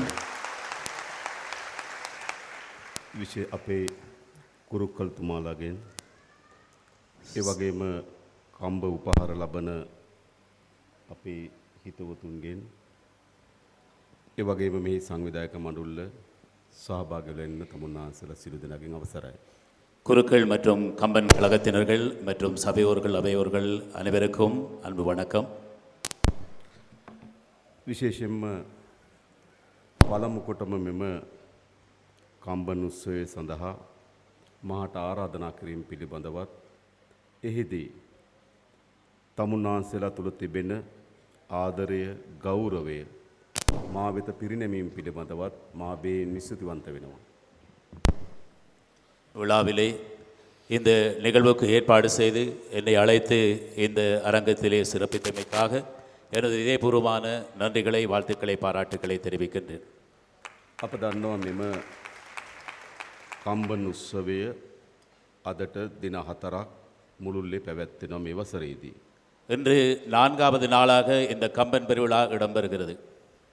මා හිතනවා අපේ සමාජයේ ඇති වී තිබෙන මහා ගැඹුරු ඛේදවාචකයෙන් අපි යලිගොඩේීම සඳහා පොරබැදීමක් කරනවා නම් සාහිත්‍ය සංස්කෘතිකම ශේත්‍රයට විශාල වගකීමක් පැවරලා තිබෙනවා. இலக்கியங்களுக்கு, வரலாறுகளுக்கு, கலாச்சாரத்திற்கு மிக கூடிய பங்களிப்புகள் இருக்கின்றது. நாம் இந்த பிரிவு நிலையில் இருக்கும்போது அவற்றை ஒன்று சேர்த்து கொண்டு நம்மை ஒருமைப்படுத்துவதற்காக 12 වන සියවසේදී පමණ කම්බර් දෙමළ සාහිත්‍යයේ කිවිදානන් විසින් කම්බර් රාමායනය නැවත ප්‍රතිනිර්මාණය කරලා ඉදිරිපත් කරන්න සමත් වුණා. கம்பனுடைய அற்புதமான இந்த படைப்பான கம்பராமாயணத்தின் மூலமாக இப்படியான மறுசீராக்கங்களின் மூலமான ஒரு புதுமையினை உருவாக்கக்கூடிய வாய்ப்பு இங்கு உருவாகி இருக்கிறது. வால்மீகி මිසින් රචනා කරන ලද රාමායනය යලි ප්‍රතිනිර්මාණය කිරීමක් ඒ තුල ගැබ්වී තිබෙන බව අප අවබෝධ කරගෙන තිබෙනවා. வால்மீகி ராமாயணத்திலிருந்து கம்பராமாயணம் அதி அற்புதமான படைப்பாக வெளிப்பட்டிருப்பது நமக்கு தெரியும். සෑම වසරකම කම්බන් කලහගම් එම නැත්නම් කම්බ සංගමයේ විසින් ඔහුගේ කවි පිළිබඳව, ඔහුගේ සාහිත්‍ය මෙහෙවරන් පිළිබඳව, ඒ තුල ගැබ්වී තිබෙන සමාජ සාධාරණත්වය පිළිබඳව, යහපත් දිවි පැවැත්ම පිළිබඳව නිරන්තරයෙන් සාකච්ඡා කරනවා. நிரந்தரம் ஏ பிலிபந்த அவபோதை லபா கண்ணோம். வருடா வருடம் இந்த கம்பனுடைய படைப்பு தொடர்பாக கம்பன் விழாவின் மூலமாக எடுத்து எம்பி நமது சமூகத்தின் மத்தியிலே அதனுடைய சிறப்புகளை வெளிக்கொணர்வது ஒரு அற்புதமான தொடர் செயலாக இருக்கிறது. මා හිතන්නේ වර්තමානයේ අපි සමාජයක් හැටියට මුහුණ දී තිබෙන ගැඹුරු අර්බුදයක් තිබෙනවා. நான் நினைக்கின்றேன் சமூகத்தின் மத்தியிலே ஒரு ஆழமான பதிவை ஏற்படுத்துகின்ற உணர்வலைகளை இது உருவாக்குகிறது. අපේ අධ්‍යාපන ක්‍රමය, අපේ සමාජ රටාව මුළුමනින්ම අපේ දරු පරම්පරාව යන්ත්‍ර බවට පත් කරන ආකෘතියක් ගොඩනැගිලා තිබෙනවා. இதனூடாக ஒரு அற்புதமான உருவாக்கம், சிருஷ்டிப்பு என்பது இந்த கம்பராமாயணத்தின் மூலமாக பரம்பரையாக தொடர்ந்து பகரப்படுகின்ற ஒரு சிறப்பு இருக்கிறது. අප සාමාන්‍යයෙන් කල්පනා කරනවා අපේ දරුවන්ගේ අනාගතය රඳා පවතින්නේ යහපත් අධ්‍යාපනයක් ලබා දීමෙන් කියලා. ஒரு வளமான கல்வியினை எதிர்கால சந்ததிகளுக்கு நாம் பெற்றுக் கொடுப்பது தொடர்பாக தொடராக சிந்திக்கின்றோம். ඒ වෙනුවෙන් අපේ අම්මලා තාත්තලා දෙමව්පියෝ තමගේ දරුවන්ට ඉගැන්වීම සඳහා විශාල වේසක් දරනවා. பெற்றோர்களும் அப்படி ஆழமாக தன்னுடைய குழந்தைகளுக்கு சிறந்த கல்வியை கொடுக்க வேண்டும் என்று எண்ணுகிறார்கள். හැබැයි ඒ වේස විසින් ඒ දරුවාට අත්පත් වී තිබෙන ඉරණම කුමක්ද? அந்த எதிர்பார்ப்புகளின் மூலமாக பிள்ளை அடைந்து கொள்ளக்கூடிய அந்த கல்வியினூடான வளங்கள் தான் என்ன? පාන්දර නැගිටින දරුවෙක් නිදි මත තුලින්ම පාසල් යන දරුවෙක් පාසල් ඇවිල්ලා නැවත අමතර පන්ති යන දරුවෙක් රෑ මධ්‍යම රාත්‍රී වෙනකම් පොත අතේ තියාගෙන ඉන්න දරුවෙක් අද බිහි වෙලා තිබෙනවා. இன்று பாடசாலைகளுக்கு செல்லுகின்ற பிள்ளைகள் சோர்ந்து சோர்வடைந்து கற்றலிலே அவர்களுடைய ஊக்கங்கள் குறைந்து பசியோடு பட்டினியோடு செல்லுகின்ற ஒரு நிலையை எதிர்காலம் பற்றிய கேள்விக்குறியான ஒரு நிலையை பார்க்கிறோம். අපි දරුවෝ හදන්නේ යන්ත්‍රයක ඇණයක් මුරුච්චියක් දැතිරෝධයක් ලෙසද? நாம் அவர்கள் மத்தியில் இருந்து ஒரு ஊக்கத்தை உருவாக்கி அவர்களுக்கான படைப்புகளை சிறப்பாக்க வேண்டும். අපි කැමති වුණත් අකමැති වුණත් අද අපේ දරුවන් විශාල ප්‍රමාණයක් යන්ත්‍රයක කුඩා කොටසක් බවට පත් වී තිබෙනවා. இன்று நாங்கள் பார்க்கின்றோம் அவர்கள் உளவியல் ரீதியாகவும் ஒரு யந்திரமயமான நிலைக்கு அவர்கள் குறுகி இருக்கிறார்கள். යන්ත්‍රයක කොටස් බවට පත් වුණු දරුවන්ගේ අපිට හිමි වෙන අනාගතය කුමක්ද? இன்று நாம் அவர்களை அந்த நிலையிலிருந்து விடுவிப்பதற்கான நிலைப்பாடுகளை நாங்கள் சிந்திக்கிறோம். හදවතේ තෙතමනයක් නැති දරුවෝ, உள்ளத்திலே ஈரம் இருக்கின்ற பிள்ளைகள், ආදරයේ ලෙන්ගතුභාවය නැති දරුවන්, அன்பினை உருவாகிக்கின்ற பிள்ளைகள், අනෙකා පිළිබඳ සහකම්පනය නොමැති දරුවන් மற்றவர்களை பற்றி அனுதாபம் பிறக்கின்ற பிள்ளைகள், ඇති වෙන සමාජයක් අපි ඉදිරිපිට නිර්මාණය වෙලා තිබෙනවා. அப்படியான ஒரு நிலைக்கு நாம் அவர்களை கொண்டு வருகின்ற ஒரு பாரிய பொறுப்பு. සියලුම යහපත් මිනිස් සබඳතා අයිස් වතුරේ ගිල්වා මරා දමා තිබෙනවා. எல்லோருமே சமமாக வாழுகின்ற ஒரு சௌபாக்கியமான ஒரு நிலைக்குரிய பிள்ளைகள் அந்த சிந்தனைகளை உருவாக்க வேண்டும். අද සමාජයේ වටිනාකම් බවට පත් වී තිබෙන්නේ කුමක්ද? இன்று நாங்கள் பார்க்கின்றோம் சமூகத்தினுடைய பெருமான நிலைமைகள். ලොකු වාහනය, විශාල නිවස, වැඩි ධනය සමාජයේ වටිනාකම් බවට පත් වී තිබෙනවා. இன்று பாரிய அளவிலே சொத்து சுகங்களிலே அவர்களுடைய செல்வங்களிலே ஒரு பெருகிய தன்மையினை எதிர்பார்க்கின்ற மனநிலையை பார்க்கிறோம். එනිසා අපේ සමාජයට යලි වටිනාකම් හර පද්ධතියක් අවශ්‍යයි. எனவே மீண்டும் சமூகத்தின் மீதான ஒரு பெருமானம் நமக்கு தேவை. තෙතමනයක් තිබෙන දරුවෝ, அவர்களிடத்திலே ஈரம் இருக்க வேண்டும். අනෙකා ගැන සහකම්පනයක් තියෙන දරුවෝ, அடுத்தவர்களுடைய துயரிலே பங்கெடுக்கின்ற உணர்வு இருக்க வேண்டும். ආදරයේ ලෙන්ගතුකම තිබෙන දරුවන් அவர்களோடு சேர்ந்து அவர்கள் வாழ்க்கையிலே பிரவாகிக்கின்ற ஒரு தன்மை අපේ සමාජයේ යලි ඇති කළ යුතුයි. இன்று நமது சமூகத்திலே இதனை மீள உருவாக்க வேண்டும். අන්න ඒදී අපි විශ්වාස කරන මෙම කම්බන් මේ උත්සවයේ ඉතාමත් වැදගත් මෙහෙවරක් ඒ වෙනුවෙන් ඉටු කරනවා. எனவே அந்த உணர்வலைகளை எல்லாம் கொண்டு வந்து மனித நேயத்தை உருவாக்க පසුගිය දින තුනේම තමුන්නාන්සේලාගේ දරුවන් තමුන්නාන්සේලා එකතු වෙලා எனவே நிரந்தரமாக நாம் இந்த ஏற்பாடுகள் மூலமாக සාහිත්‍ය, வரலாறுகள், இலக்கியம், කවියේ තිබෙන ගැඹුර, කම්බන් රාමායණයෙන් අපිට කියලා දෙන අත්දැකීම්, අපේ ජීවන රටාව අපි එකිනෙකා ඒත්තු ගන්නමින් හදාරන්න පටන් ගන්නවා. அந்த இலக்கியங்கள் மூலமாக படிப்பினைகள் அதனூடாக இருக்கின்ற சமூக விழுமியங்களை நாங்கள் வெளிக்கொணர வேண்டும். අපි වැඩිපුර පර්යේෂණ කරන්නේ කොයි දිශාවටද? நாங்கள் கூடுதலாக ஆய்வு நிலையில் இருக்கின்றோம். අපි වැඩිපුර අධ්‍යයනය සඳහා යොමු වෙන්නේ මොන දිශාවටද? நாங்கள் ஆய்வுகளோடு சேர்ந்து நாம் சரியான முறையில் அவற்றை අද தொகுத்து ප්‍රබලම දිශාව බවට පත් වී තිබෙනවා තාක්ෂණය. අද ප්‍රබලතම විශාලතම දිශාව තාක්ෂණය. அது இன்று பாரிய தாக்கத்தை ஏற்படுத்தியிருக்கிறது. ෆෝන් එක අතේ තියෙන දරුවන් මොන සාහිත්‍ය ලෝකෙටද ඇතුල් වෙන්නේ? எனவே இந்த இலக்கிய பரப்புகளுக்குள் அவர்கள் உள்வாங்கப்பட வேண்டும். ඒ ෆෝන් එකේම එක ඇප් එකක් බවට අපේ දරුවන් පත් වී තිබෙනවා. அவர்கள் சரியான முறையிலே நெறிப்படுத்துதலுக்குள்ளாக வேண்டும். එහෙනම් දරුවන්ට පැතුරුණු ලෝකයක් අපි නිර්මාණය කරන්න ඕන. දරුවන්ට විශාල ලෝකයක් අපි ඇති කරන්න ඕන. எனவே அவர்கள் மத்தியிலே பாரிய உணர்வலைகளை ஏற்படுத்தி අන්නේ විශාල ලෝකේ නම් සාහිත්‍ය, කලාව, තෙතමනය, ආදරය පෙරදර කරගත් ලෝකයක් අපේ දරුවන්ට නිර්මාණය කරන්න ඕන. எனவே இந்த நடத்தைகளை மாற்றுவதற்கு இலக்கியத்தினூடாக அன்பு, கருணை, பாசம் என்பதை உருவாக்க வேண்டும். අපි දන්නවා අපේ සමාජයේ බෙදුරු සමාජයක් බවට පත් වී තිබුණා. பிரிவினைக்குரிய ஒரு சமூகமாக இருக்கிறதை பார்க்கிறோம். එකිනෙකා කෙරෙහි සැකයෙන්, වෛරයෙන්, ක්‍රෝධයෙන් බලන සමාජයක් අපි ඉදිරිපිට තිබුණා. வைராக்கியம், குரோதம் போன்றவைகளோடு இருக்கின்ற நிலையில் இருக்கின்ற சமூகம். උතුරේ දෙමළ ජනතාව කෙරෙහි, දකුණේ සිංහල ජනතාව සැකය වෛරය ක්‍රෝධයෙන් බලන සමාජයක් තිබුණා. வடக்கிலும் தெற்கிலும் என்று மக்கள் மத்தியிலே அவர்களுக்கு வெவ்வேறான உணர்வு. උතුරේ දෙමළ සමාජය සිංහල සමාජය එලෙසම බලන සමාජයක් තිබුණා. வடக்கிலே அவர்கள் சிங்கள மக்களை வேறு விதமாக உணர்கின்ற நிலை. එකිනෙක අතර සැකය වෛරය ක්‍රෝධයෙන් බලන සමාජයක් අපිට ඉතුරු කරන්නේ කුමක්ද? நாம் அப்படியானவர்களை மாற்ற வேண்டும், அதுவல்ல சமூகம். උතුරටද දකුණටද කිසිදු ජයග්‍රහණයක් අපිට ඉතුරු කරන්නේ නැහැ. நாம் வடக்கிலிருந்து தெற்கு வரை அந்த நிலையிலே மாற்றங்கள் கொண்டு අපිට ඉතිරි කරන්නේ විනාශය. අපිට ඉතිරි කරන්නේ ඛේදවාචකය. நாம் அந்த அழிவு, அந்த பாதிப்பான செயல்கள். එහෙම නෙවෙයිද? යුද්ධයකදී පළමු විටම මේ යන්නේ මනුස්සත්වය. යුද්ධයකදී පළමුවම මේ යන්නේ මිනිසත්කම. யுத்தத்திலே முதலாவது இருப்பது மனிதம். සාහිත්‍යයේදී පළමු නැගිටින්නේ මනුස්සත්වය.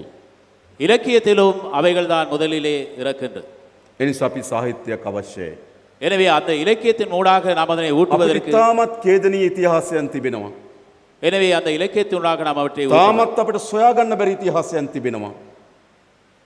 තාමත් අපිට සොයාගන්න බැරි ඉතිහාසයන් තිබෙනවා. எனவே நாம் அவற்றை தேடிச் செல்ல வேண்டிய நிலை ஏற்படுகின்றது. මා තාමත් කල්පනා කරනවා මැතිවරණයේ ඡන්ද වෙනුවෙන් පුස්තකාලයක් गिनी තියන්නේ කොහොමද කියලා. நாம் இன்று பார்க்கின்றோம் நூலகங்கள் மூலமாக அவைகளை உருவாக்க. මැතිවරණයේ ඡන්ද කාර්යාලයක් गिनी තියෙන එක අපිට පිළිගන්න පුළුවන්. පිළිගන්න නෙවෙයි වෙන්න පුළුවන්. என்று මැතිවරණයකදී මැතිවරණ කාර්යාලයක් गिनी තබන එක තේරුම් ගන්න පුළුවන්. தேர்தல் காலங்களை பார்த்தால் தேர்தல் காலங்களிலே நாங்கள் அவற்றை உணர்ந்து கொள்ளலாம். ඡන්ද අතර සිද්ධ වෙන ගැටුමක් අපිට තේරුම් ගන්න පුළුවන්.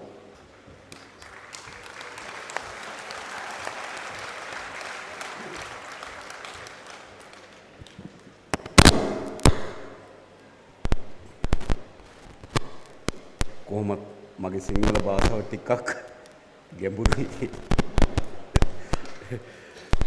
ඉතින් අපේ රාමලිංගම් සහෝදරයා මම දීර්ඝ කාලයක් මගේ කතා පරිවර්තනය කරලා තිබෙනවා. එතුමා ඉතා හොඳින් පරිවර්තන කරාවි කියලා මම බලාපොරොත්තු වෙනවා. ඉතින් මම ඔබට කියමින් හිටියේ ඡන්දයකදී මැතිවරණ කාර්යාලයක් ප්‍රහාරයක් එල්ලවීම විය හැකි දෙයක්. நான் இவ்வளவு நேரம் உங்களுக்கு சொல்லிக் கொண்டிருந்த விடயம் தான், அதாவது தேர்தலின் பொழுது ஏற்படுகின்ற பிணக்குகள் என்பது ஒரு சாதாரணமான ஒன்று. ඡන්දයකදී දෙදෙනෙක් අතර ගැටුමක් ඇති විය හැකි තත්වයක් තිබුණාම. அதாவது தேர்தலின் பொழுது இரு சாராருக்கு இடையிலே பல்வேறு முரண்பாடுகள் ஏற்படும். හැබැයි ඡන්දයකදී පුස්තකාලයක් गिनी තියන්නේ ඇයි? அதாவது தேர்தலின் பொழுது ஒரு நூலகத்தை எரிப்பது ஏன்? මා දන්නේ ඒක අපි තේරුම් ගන්නේ කොහොමද කියලා. அது எனக்கு தெரியவில்லை, எப்படி நான் அதை புரிந்து கொள்வதென்று.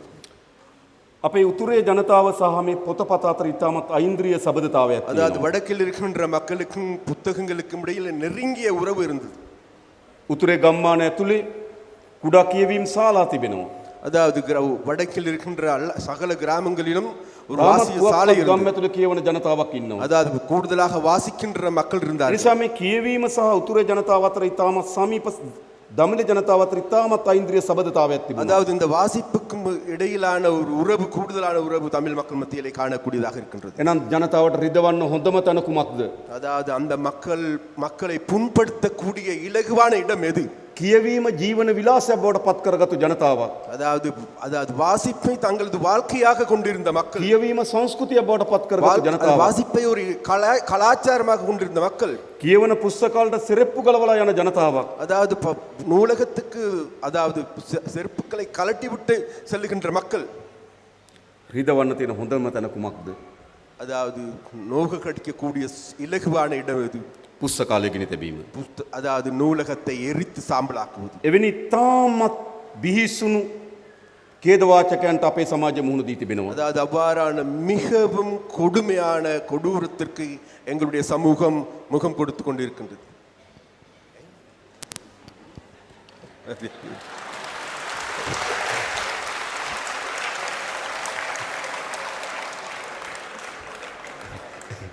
ඒකට මයික් එක සින්දු කියනවා වගේ තියාගෙන හරියන්නේ. மைக்கில் பாடுற மாதிரி இல்லை. சரி, ඉතින් මම ඔබට කියමින් ඉන්නේ ඒ නිසා අපිට අවශ්‍යයි සිංහල දෙමළ මුස්ලිම් බර්ගමැලේ අපි සියලු ජනතාවගේ සහෝදරත්වයෙන් සාමයෙන් පිරි රාජ්‍යයක් අපිට අවශ්‍යයි. அதாவது உங்களுக்கு நான் சொல்லிக் கொண்டிருந்தது வேறு எதுவும் இல்லை. தமிழ் சிங்கள முஸ்லிம் பேக மக்கள் எங்களுக்கு இடையிலே ஒரு ஐக்கிய ஒற்றுமையை கட்டியெழுப்ப வேண்டிய தேவையாக இருக்கின்றது. මා දන්නවා තාමත් අපි මුළුමනින්ම ගැටලු විසඳාගෙන නොමැති බව. எனக்கு தெரியும், அதாவது இன்னமும் கூட நாங்கள் இந்த எங்களுடைய பிரச்சனைகளை முழுமையாக தீர்த்து கொள்ளப்படவில்லை என்பது எங்களுக்கு தெரியும். තවත් අපි ගැටලු විසඳීම සඳහා දුරක් යා යුතු බව. அதாவது இந்த பிரச்சனைகளை தீர்ப்பதற்கு தொடர்ந்து நாங்கள் இன்னும் நீண்ட தூரம் செல்ல வேண்டியும் இருக்கின்றது. ඒත් මම ඔබට කියන්න කැමතියි. ජාතික සමගිය වෙනුවෙන් අපි ශක්තිමත් පියවරක් තබා තිබෙනවා. அதாவது நான் உங்களுக்கு சொல்ல விரும்புகின்றேன், தேசிய ஒற்றுமைக்காக மிக பலமான ஒரு அடியை நாங்கள் எடுத்து வைக்க தயாராக ඔබට இருக்கிறோம். සහතිකයක් දෙන්නම්. அது நாங்கள் உறுதியை தருகின்றேன். මේ තබන ලද පියවර කිසිසේත්ම அதாவது ආපසු නොහරන எங்களால் බව. முன்னெடுக்கப்படுகின்ற இந்த நடவடிக்கை ஒருபோதும் நாங்கள் பின்வாங்க மாட்டோம். මම අවස්ථා ගණනාවක ප්‍රකාශ කරලා තිබෙනවා. இதை நான் பல தடவைகள் கூறியிருக்கின்றேன். අපේ රටේ යලි කිසිදු ජාතිවාදයකට අන්තවාදයකට ඉඩ දෙන්නේ නැහැ. அதாவது எங்களுடைய நாட்டில் இனிமேலும் எந்த ஒரு இனவாதத்திற்கும் மதவாதத்திற்கும் நான் இடம் அளிக்க மாட்டேன். අපිට ඕන අපේ දරුවන් எங்களுக்கு தேவை எங்களுடைய பிள்ளைகள். අපේ පරම්පරාව යුද්ධ කරගත්තා. எங்களுடைய பரம்பரை දරුවන්ගේ யுத்தம் පරම්පරාව செய்து යුද්ධ கொண்டது. කරගන්න ඕනේ නැහැ. எங்களுடைய எதிர்கால பிள்ளைகள் யுத்தம் செய்யக்கூடாது. අපිට සහෝදරත්වයෙන් පිට රටක් අවශ්‍යයි. எங்களுடைய சகோதரத்துவம் நிறைந்த நாடு தேவையாக இருக்கின்றது. මේ බෙදීම් මේ ඈත් කිරීම දශක ගණනාවක් ඈතට යනවා. அதாவது இந்த இந்த பிரிவினை என்பது, பிளவுகள் என்பது பல தசாப்தங்களுக்கு ඒ නිසා යලි பின்னடைவை සමගිය ஏற்படுத்தும். ඉතා කෙටි කාලයක නිර්මාණය කරන්න පුළුවන් කියලා හිතනවා නම් ඒක මිත්‍යාවක්. அதாவது இதை ஒரு குறுகிய காலத்தில் இந்த ஐக்கியத்தை ஏற்படுத்தக்கூடும் என்பது என்று நினைப்பது ஒரு தவறான බෙදීම விடயமாகும். ඉතිහාසයේ දිගයි. அதாவது நீண்ட வரலாறை கொண்டது. එකතු වීමේ අනාගතයත් அதாவது පියවර කීපයක ඉදිරියට යන්න ඕන. அதாவது ஒன்றிணைகின்ற நடவடிக்கை என்பது பல படிகளை நோக்கி முன்னோக்கி செல்ல வேண்டும். පළමු කොටම කුමක්ද? முதலாவது என்ன செய்ய வேண்டும்? අනෙකාගේ සංස්කෘතිය පිළිගැනීම සහ ගෞරව කිරීම. முதலாவது மற்றவர்களுடைய கலாச்சாரத்தை ஏற்றுக்கொள்கின்ற பண்புடையவர்களாக இருக்க வேண்டும். මා දන්නවා සිංහල ජනතාවට තමන්ගේ මු සංස්කෘතියක් සහ අනන්‍යතාවයක් තිබෙනවා. எனக்கு தெரியும், அதாவது சிங்கள மக்கள் அவங்களுக்கே உரிய ஒரு கலாச்சாரம் இருக்கின்றது. දෙමළ ජනතාවට තමන්ගේම අනන්‍ය සංස්කෘතියක් அதாவது තිබෙනවා. தமிழர்களுக்கு தாங்களுக்கே தனித்துவமான ஒரு கலாச்சாரம் මුස්ලිම් இருக்கின்றது. ජනතාවට තමන්ගේම අනන්‍ය முஸ்லிம்களுக்கு සංස්කෘතියක් தாங்களுக்கே තිබෙනවා. தனித்துவமான கலாச்சாரம் இருக்கின்றது. අපිට කියන්න පුළුවන්ද කොයි සංස්කෘතියද උසස් කොයි සංස්කෘතියද පහත් කියලා? எங்களுக்கு சொல்ல முடியுமா எந்த கலாச்சாரம் உயர்வானது, எந்த கலாச்சாரம் கீழானது என்று நாங்கள் கூற ද முடியும்? පළමු කොටම සමාජයක් අවශ්‍යයි. සෑම සංස්කෘතියක්ම ගෞරවනීය පිළිගැනීමට භාජනය කරන அதாவது සමාජයක්. முதலாவது தேவையாக இருக்கின்றது சகல கலாச்சாரங்களும் ஒரு கௌரவமிக்க, ஒரு பெருமை மிக்க, மதிப்பை அளிக்கக்கூடிய கலாச்சாரமாக மாற்ற வேண்டும். ඊළඟ ප්‍රධාන වශයෙන් ගත්තොත් அதை பிரதானமாக எடுத்துக்கொண்டால் මට වේලාවේ සම්බන්ධන මහත්මයා මතක් වෙනවා. நான் எனக்கு சம்பந்தன் அவர்கள் பாராளுமன்றத்துக்கு கூறியிருக்கின்றார். එතුමා එක වෙලාවකදී මට කිව්වා அவர்கள் ஒரு தடவை என்னிடம் கூறினார், අනුර මම කැමති ශ්‍රී ලාංකිකයෙක් කියලා ලෝකෙට හඬ නගලා කියන්න. அனுர, நான் இலங்கையர் என்று உலகத்திற்கு கூறுவதற்கு நான் விரும்புகின்றேன். ඒත් මම කැමති නෑ දෙවනි පුරවැසියකට ලංකාවේ ජීවත් වෙන්න. அதாவது ஆனாலும் கூட நான் விரும்பவில்லை இரண்டாவது பிரஜையாக இலங்கையில் வாழ்வதற்கு. කවර හෝ ජන කණ්ඩායමකට දැනෙනවා නම් තමන් මේ රටේ දෙවෙනි පන්තියේ පුරවැසියන් කියලා. அதான் எந்த ஒரு இனத்துக்காவது தாங்களுக்கு தெரியும் வருமாக இருந்தால் தாங்கள் இந்த நாட்டின் இரண்டாவது பிரஜை என்று ඒ මනින්නේ මම නෙවෙයි. அதை அளவிடுவது நான் அல்ல, ඒ මනින්නේ ඔබ. அதை அளவிடுவது நீங்கள். මම ඔබගේ විනිශ්චයකරුවා නෙවෙයි. நான் உங்களது தீர்ப்பாளர் அல்ல. ඔබට ඒත්තුවේ ගත යුතුයි. ඔබට මේ රටේ සියලු අයිතිවාසිකම් සහිත පුරවැසියෙක් බව.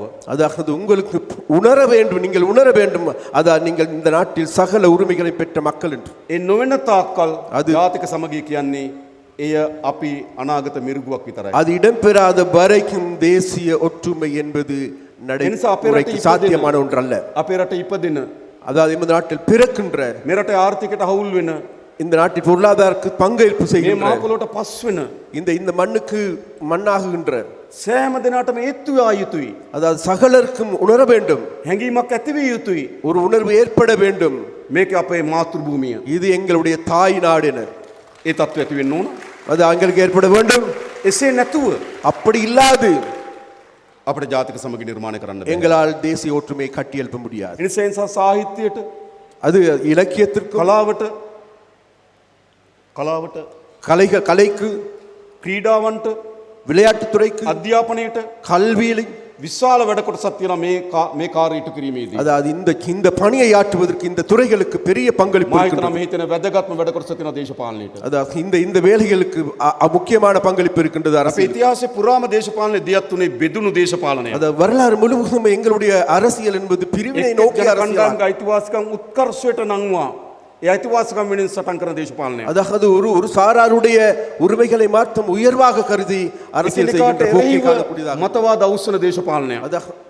එකිනෙකාට එරෙහිව அதாவது ஒவ்வொருவருக்கு இடையில் பரஸ்பரம் எதிரான கருத்துக்களை முன்னிறுத்திய அரசியலை காணக்கூடியதாக. අපිට අවශ්‍ය නේ බෙදුණු දේශපාලනයක් නොවේ. அதாவது எங்களுக்கு தேவைப்படுவது අපි මෙරට ඇති பிரிவினைக்குள்ளாக்கப்பட்ட කරන්න அரசியல் ඕන அல்ல. උතුර නැගෙනහිර දකුණ බටහිර ભેදකින් තොරව එකතුණු දේශපාලනයක්. அது எங்களுக்கு தேவையா இருக்கிறது வடக்கு கிழக்கு தெற்கு மேற்கண்டல்ல அனைவரும் ஓர் அணியில் அணித்திருக்கின்ற அரசியலாக. එනිසා මේ ජාතිවාදී විසිබේජය තිබෙන්නේ දේශපාලනය ඇතුලේ. அதாவது இந்த இனவாத விஷம் இருப்பது வேற எங்கும் இல்லை இந்த ජාතිවාදී அரசியல். පරාජයට පත් කිරීම සඳහා නීති ප්‍රමාණවත් නැත්නම් නව නීති සකස් කරලාදී அதை ජාතිවාදී පරාජය. தோற்கடிப்பதற்கு போதுமான நீ சட்டம் போதாதென்றால் புதிய சட்டத்தை கொண்டு வந்தாவது ඒ වගේම මා දන්නවා උතුරේ දේශපාලන නායකයන් තුල තමන්ගේ දේශපාලන අයිතීන් පිළිබඳව සාකච්ඡාවක් තිබෙනවා. அதாவது அரசியல் தலைவர்களுக்கு இடையிலே தாங்களுக்கு இருக்கின்ற அரசியல் உரிமைகள் தொடர்பாக තමන්ගේ ප්‍රදේශවල பல்வேறு ප්‍රාදේශීය கலந்துரையாடல்கள் තීරණ இருக்கின்றன. ගැනීමේ බලය ලැබිය යුතුයි. அதாவது තමන්ගේ ප්‍රදේශ තුල ඒ ජනතාව පිළිබඳ தாங்களுடைய பிரதேசத்தில் வாழ்கின்ற மக்களுக்கு அந்த பிரதேசத்தில் இருக்கின்ற அவர்களுக்கான உரிமைகளை பெற்றுக் கொடுக்கப்பட வேண்டும். ඒ සඳහාත් අපි ක්‍රියාමාර්ග ගන්නවා. அதற்காக நாங்கள் நடவடிக்கை எடுப்போம். මම හිතන්නේ අපිට කාලය දෙන්න. அதனால் எங்களுக்கு ஒரு காலத்தை தாருங்கள். අපි ඉතා වැදගත් පරිවර්තනයක් ඇති කරමින් තිබෙනවා. நாங்கள் மிக முக்கியமான மாற்றத்தை ஏற்படுத்தி வருகின்றோம். ඒ පරිවර්තනය මේ රටේ අනාගත පරම්පරාවට විශාල ජයග්‍රහණ ගෙන දේවි. அந்த மாற்றம் என்பது எதிர்கால தலைமுறைக்கு பாரிய வெற்றிகளை கொண்டு வரும் என்று நாங்கள் අපේ நினைக்கிறோம். සිහිනයක් තිබෙනවා. எங்களுக்கு ஒரு கனவு இருக்கின்றது. සිංහල දෙමළ මුස්ලිම් සියලු දරුවෝ එකට සිල්ලම් කරන அதாவது කණ්ඩායමක්. சிங்கள தமிழ் முஸ்லிம் அனைத்து பிள்ளைகளும் ஒரு அணியில் விளையாடுவதை நாங்கள் பார்க்க පැවිලිල්ලකේ වාඩි වෙලා සියලු දරුවන් තමගේ කණ්ඩායම වෙනුවෙන් අත්පොළ නගන. அதாவது ஒரே රාජ්‍යයක්. மேடையில் இருந்து கொண்டு தாங்களுடைய விளையாட்டு வீரர்களுக்காக அனைத்து பிள்ளைகளும் ஒரு அணியில் இருந்து கொண்டு கரகோஷம் எழுப்பது எங்கள் பார்க்கக்கூடியதாக இருக்க வேண்டும். අපේ පරම්පරාව යුද්ධ කරගත්තා. எங்களுடைய தலைமுறைக்கு யுத்தம் செய்து கொண்டது. අපේ දරුවන්ගේ පරම්පරාවට යුද්ධ නොකර ගන්න රටක් අපි හදන්න ඕන. அதாவது எங்களுடைய இளம் பிள்ளைகளுக்கு நாளைய பிள்ளைகளுக்கு ඒ அப்படியான සඳහා யுத்தம் செய்யாத ஒரு ඒ உருவாக்க සඳහා வேண்டும். සාහිත්‍ය විශාල ප්‍රබෝධයක් අපිට අවශ්‍යයි. அதனால் வேண்டி இந்த இலக்கியத்திற்கு பெரிய කම්බන් රාමායන තුල பரிமாற்றம் செய்ய තියෙන வேண்டும். කම්බන් රාමායන තුල තියෙන යහපත් දිවි පැවැත්ම அதாவது கம்பராமாயணத்தில் இருக்கின்ற நல்ல விடயங்களை உள்வாங்கிக் கொண்டு අපේ ජීවිතවලට අපි අතුරු කරගත அதை යුතුයි. எங்களுடைய வாழ்க்கையில் உள்ளே கொண்டு வேண்டும். ඒ රසාස්වාදය අපි අපේ ජීවිතවලට ඇතුළත් කර යුතුයි. அதில் இருக்கின்ற ரசனை உள்ளற்ற அனைத்தையும் நாங்கள் உள்வாங்கிக் கொள்ள வேண்டும். හුදු යාන්ත්‍රික සත්වයක සිට මිනිසෙක් බවට අපි පරිවර්තනය විය යුතුයි. அதாவது யாந்திர ரீதியான மனிதர்கள் இல்லாது மனிதர்களாக நாங்கள் பரிணமிக்க வேண்டும். අපි හුස්ම ගන්නවා, நாங்கள் மூச்செடுக்கின்றோம், අපි කතා කරනවා. நாங்கள் பேசுகின்றோம். ඒත් මිනිසත්කම, ஆனால் மனிதத்தன்மை මනුස්සත්වය මනුස්සත්වය ගිලිහි තිබෙනවා. மனிதாபிமானம் ඒ அழிக்கப்பட்டு- නිසා යලි මනුස්සත්වය அதனால் எங்களுக்கு தேவைப்படுவது மீண்டும் පෙරටු அந்த කරගත් නව மனிதாபிமானத்தை සමාජයක් නිර්මාණය கட்டியெழுப்ப வேண்டும். කිරීමේදී පෙරටු කරගත් නව සමාජයක් නිර්මාණය කිරීමේදී அதை முன்னிலையாக கொண்டு ஒரு புதிய சமுதாயத்தை உருவாக்குகின்ற போது මේ සාහිත්‍ය උත්සවයන්ට විශාල වැදගත් අවස්ථාවක් அதாவது இந்த තිබෙනවා. மாதிரியான இலக்கிய விழாக்களுக்கு பெரிய பங்களிப்பு இருக்கின்றது. එනිසා කම්බන් කලහගම් ව්‍යාපාරය අපේ සමාජික සහ සංවිධායක මහතුරුන් බෙහෙවින් ස්තුතිවන්ත වෙනවා. அதனால் இந்த கம்பன் கழகத்தை சேர்ந்த தலைவர்களுக்கு ඔබ அமைப்பாளர்களுக்கு සෑම மிக වසරකම நன்றியை தெரிவித்துக் கொள்கின்றேன். ඔබ සෑම වසරක දෙමළ සාහිත්‍ය පිබිදීමක් ඇති කිරීම සඳහා විශාල ප්‍රයත්නයක් நீங்கள் දරනවා. ஒவ்வொரு வருடமும் எங்களுடைய தமிழ் இலக்கியத்தை கட்டி எழுப்புவதற்கு அதில் புத்துணர்ச்சி ஏற்படுத்துவதற்கு பாரிய பங்களிப்பை செய்கின்றீர்கள். අපිට අවශ්‍යයි ශක්තිමත් ලාංකීය දෙමළ මේ සාහිත්‍යයක්. அதாவது எங்களுக்கு தேவையாக இருக்கின்றது மிகவும் பலமான தமிழ் இலக்கியம். ශක්තිමත් දෙමළ කවීන් අපිට අවශ්‍යයි. அதாவது மிக பலமான ஒரு காசி தமிழ் கால ஆனந்தன் கவிகள் வகை. தேவையாக இருக்கு. කාසි ආනන්දන් වගේ. காசி ஆனந்தன் போன்று අපිට ශක්ති චිත්‍රපටකරුවන් අවශ්‍යයි. நல்ல நல்ல கலைஞர்கள் திரைப்பட கலைஞர்கள் தேவையாக இருக்கின்றது. ලාංකීය දෙමළ කලාවේ සාහිත්‍ය විශාල ප්‍රබෝධයක් අපි ඇති කළ යුතුයි. அதுக்காக இலங்கையில் இருக்கின்ற தமிழ் கலைகளில் பெரிய ඒ සඳහා புத்துணர்ச்சி වෙනුවෙන් ஏற்படுத்த வேண்டும். මෙදියතන කවරෝ සංගමයක් තිබෙනවා නම්, அதற்காக வேண்டி எந்த ஒரு சங்கமாக කවරෝ இருக்குமாக இருந்தால், සංවිධානයක් තිබෙනවා නම් எந்த ஒரு அமைப்பு இருக்குமாக இருந்தால் අපි රාජ්‍යයක් හැටියට ඒ වෙනුවෙන් උපරිම සහාය දායකත්වය ලබා அரசு දෙන්න. என்ற வகையில் அதற்கு போதுமான ஆதரவை தருவதற்கு අපි நாங்கள் தயாராக ශක්තිමත් ලාංකීය දෙමළ සාහිත්‍යයක් ගොඩනගමු. அதனால் வேண்டி தமிழ் இலக்கிய கலைகளை நாங்கள் கட்டியெழுப்ப வேண்டும். ශක්තිමත් දෙමළ නාට්‍ය කලාවක් ගොඩනගමු. மிகவும் பலமான ஒரு நாட்டிய கலையை உருவாக்க வேண்டும். ශක්තිමත් ලාංකීය දෙමළ චිත්‍රපට කලාවක් ගොඩනගමු. அதாவது மிகவும் பலமான ஒரு திரைப்பட கலையை உருவாக்க வேண்டும். අපිට එම සිහිනයක් තිබෙනවා. அப்படியாப்பட்ட ஒரு கனவு எங்களுக்கு இருக்கு. ඒ වෙනුවෙන් අපි හැමදෙනාම වැඩ කරමු කියලා ඉල්ලා සිටිමින් නැවත වතාවක්ම ස්තුතිවන්ත වෙමින් අතර වෙනවා. බොහොම அதற்காக நாங்கள் எல்லோரும் ஒன்று சேர்ந்து விசைப்படுவோம் என கேட்டுக்கொண்டு உங்களிடமிருந்து விடைபெறுகின்றேன். நன்றி, வணக்கம்.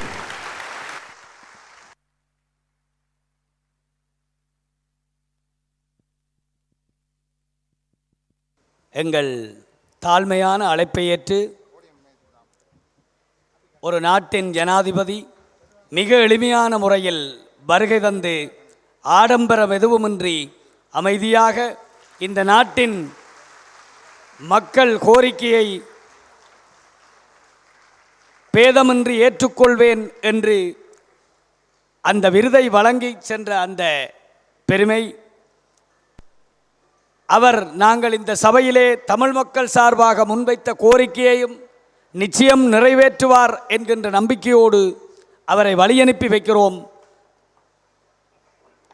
இலங்கை மணி திருநாட்டினுடைய தமிழ் மக்கள் அத்தனை பேருடைய ஏகோபித்த நன்றியாக கம்பன் கழகம் அந்த பெருமகனுக்கு நன்றி கூறுகின்றது.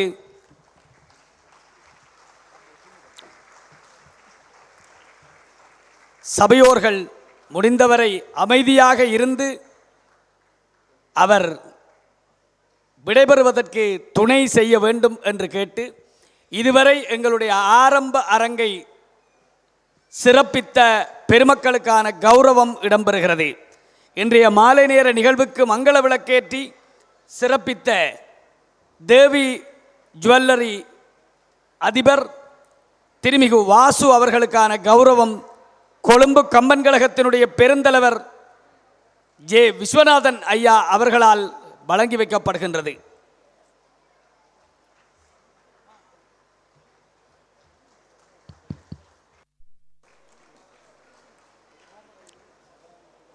தொடர்ந்து இன்றைய மாலை நேர நிகழ்வுக்கு தலைமை உரை ஆற்றிய நீதியரசர் சசி மகேந்திரன் ஐயா அவர்களுக்கான கௌரவத்தினை நீதியரசர் மாண்புமிகு ஜே விஸ்வநாதன் ஐயா அவர்கள் நிகழ்த்தி வைக்கிறார். தொடர்ந்து இன்றைய மாலை நேர நிகழ்வுக்கான தொடக்க உரையினை ஆற்றிய பாரதிய ஜனதா கட்சியினுடைய தமிழக மாநிலத்தினுடைய மேனாள் தலைவர் அண்ணாமலை IPS அவர்களுக்கான கௌரவம் இடம்பெறுகிறது.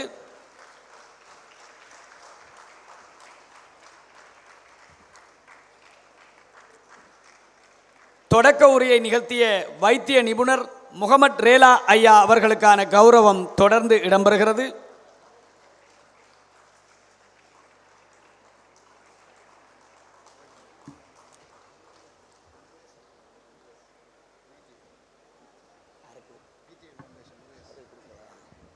தொடர்ந்து ஜனாதிபதி அதிமேதகு அனுரகுமார திசாநாயக்க அவர்களுக்கான அந்த கம்பன் புகழ் விருதினை நிறுவிய VTV தெய்வநாயகம் பிள்ளை அறக்கட்டளை நிறுவனர்களில் ஒருவரான முருகேசு தெய்வநாயகம் அவர்களுக்கான கௌரவத்தினை கொழும்பு கம்பன் கழகத்தினுடைய பெருந்தலைவர் மாண்புமிகு ஜே விஸ்வநாதன் ஐயா அவர்கள் வழங்கி வைக்கிறார். இந்த அளவோடு எங்களுடைய இந்த மாலை நேர நிகழ்வினுடைய ஆரம்ப அரங்கை நிறைவு செய்து கொண்டு அடுத்த அரங்கான நாடக அரங்கத்துக்குள் நுழைகிறோம். இன்றைய தினம் எங்களுடைய சான்றோர் கௌரவ வரிசையில் இங்கே வருகை தந்து சான்றோர் கௌரவத்தினை பெற்று சென்ற பெருமக்கள் அத்தனை பேருக்கும் நன்றி கூறி அவர்களுக்கு நன்றி கூறி அனுப்பி வைக்கிறோம். இந்த ஆண்டு கம்மன் விழாவில் அலங்காரமான இந்த மேடை வடிவமைப்பை எமக்காக அனுசரணை செய்து துணை நின்ற மேடை அலங்கார கலைஞர் திரு விஷ்ணு அவர்களுக்கான கௌரவம் இப்பொழுது இடம்பெற இருக்கின்றது.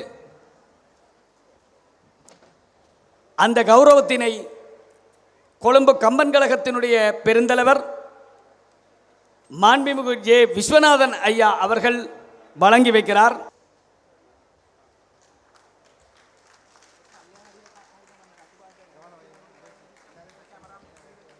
தொடர்ந்து இன்றைய மாலை நேர நிகழ்வுகள் வரிசையில் நிறைவு அரங்கமான நாடக அரங்கு இப்பொழுது அரங்கேறுகிறது.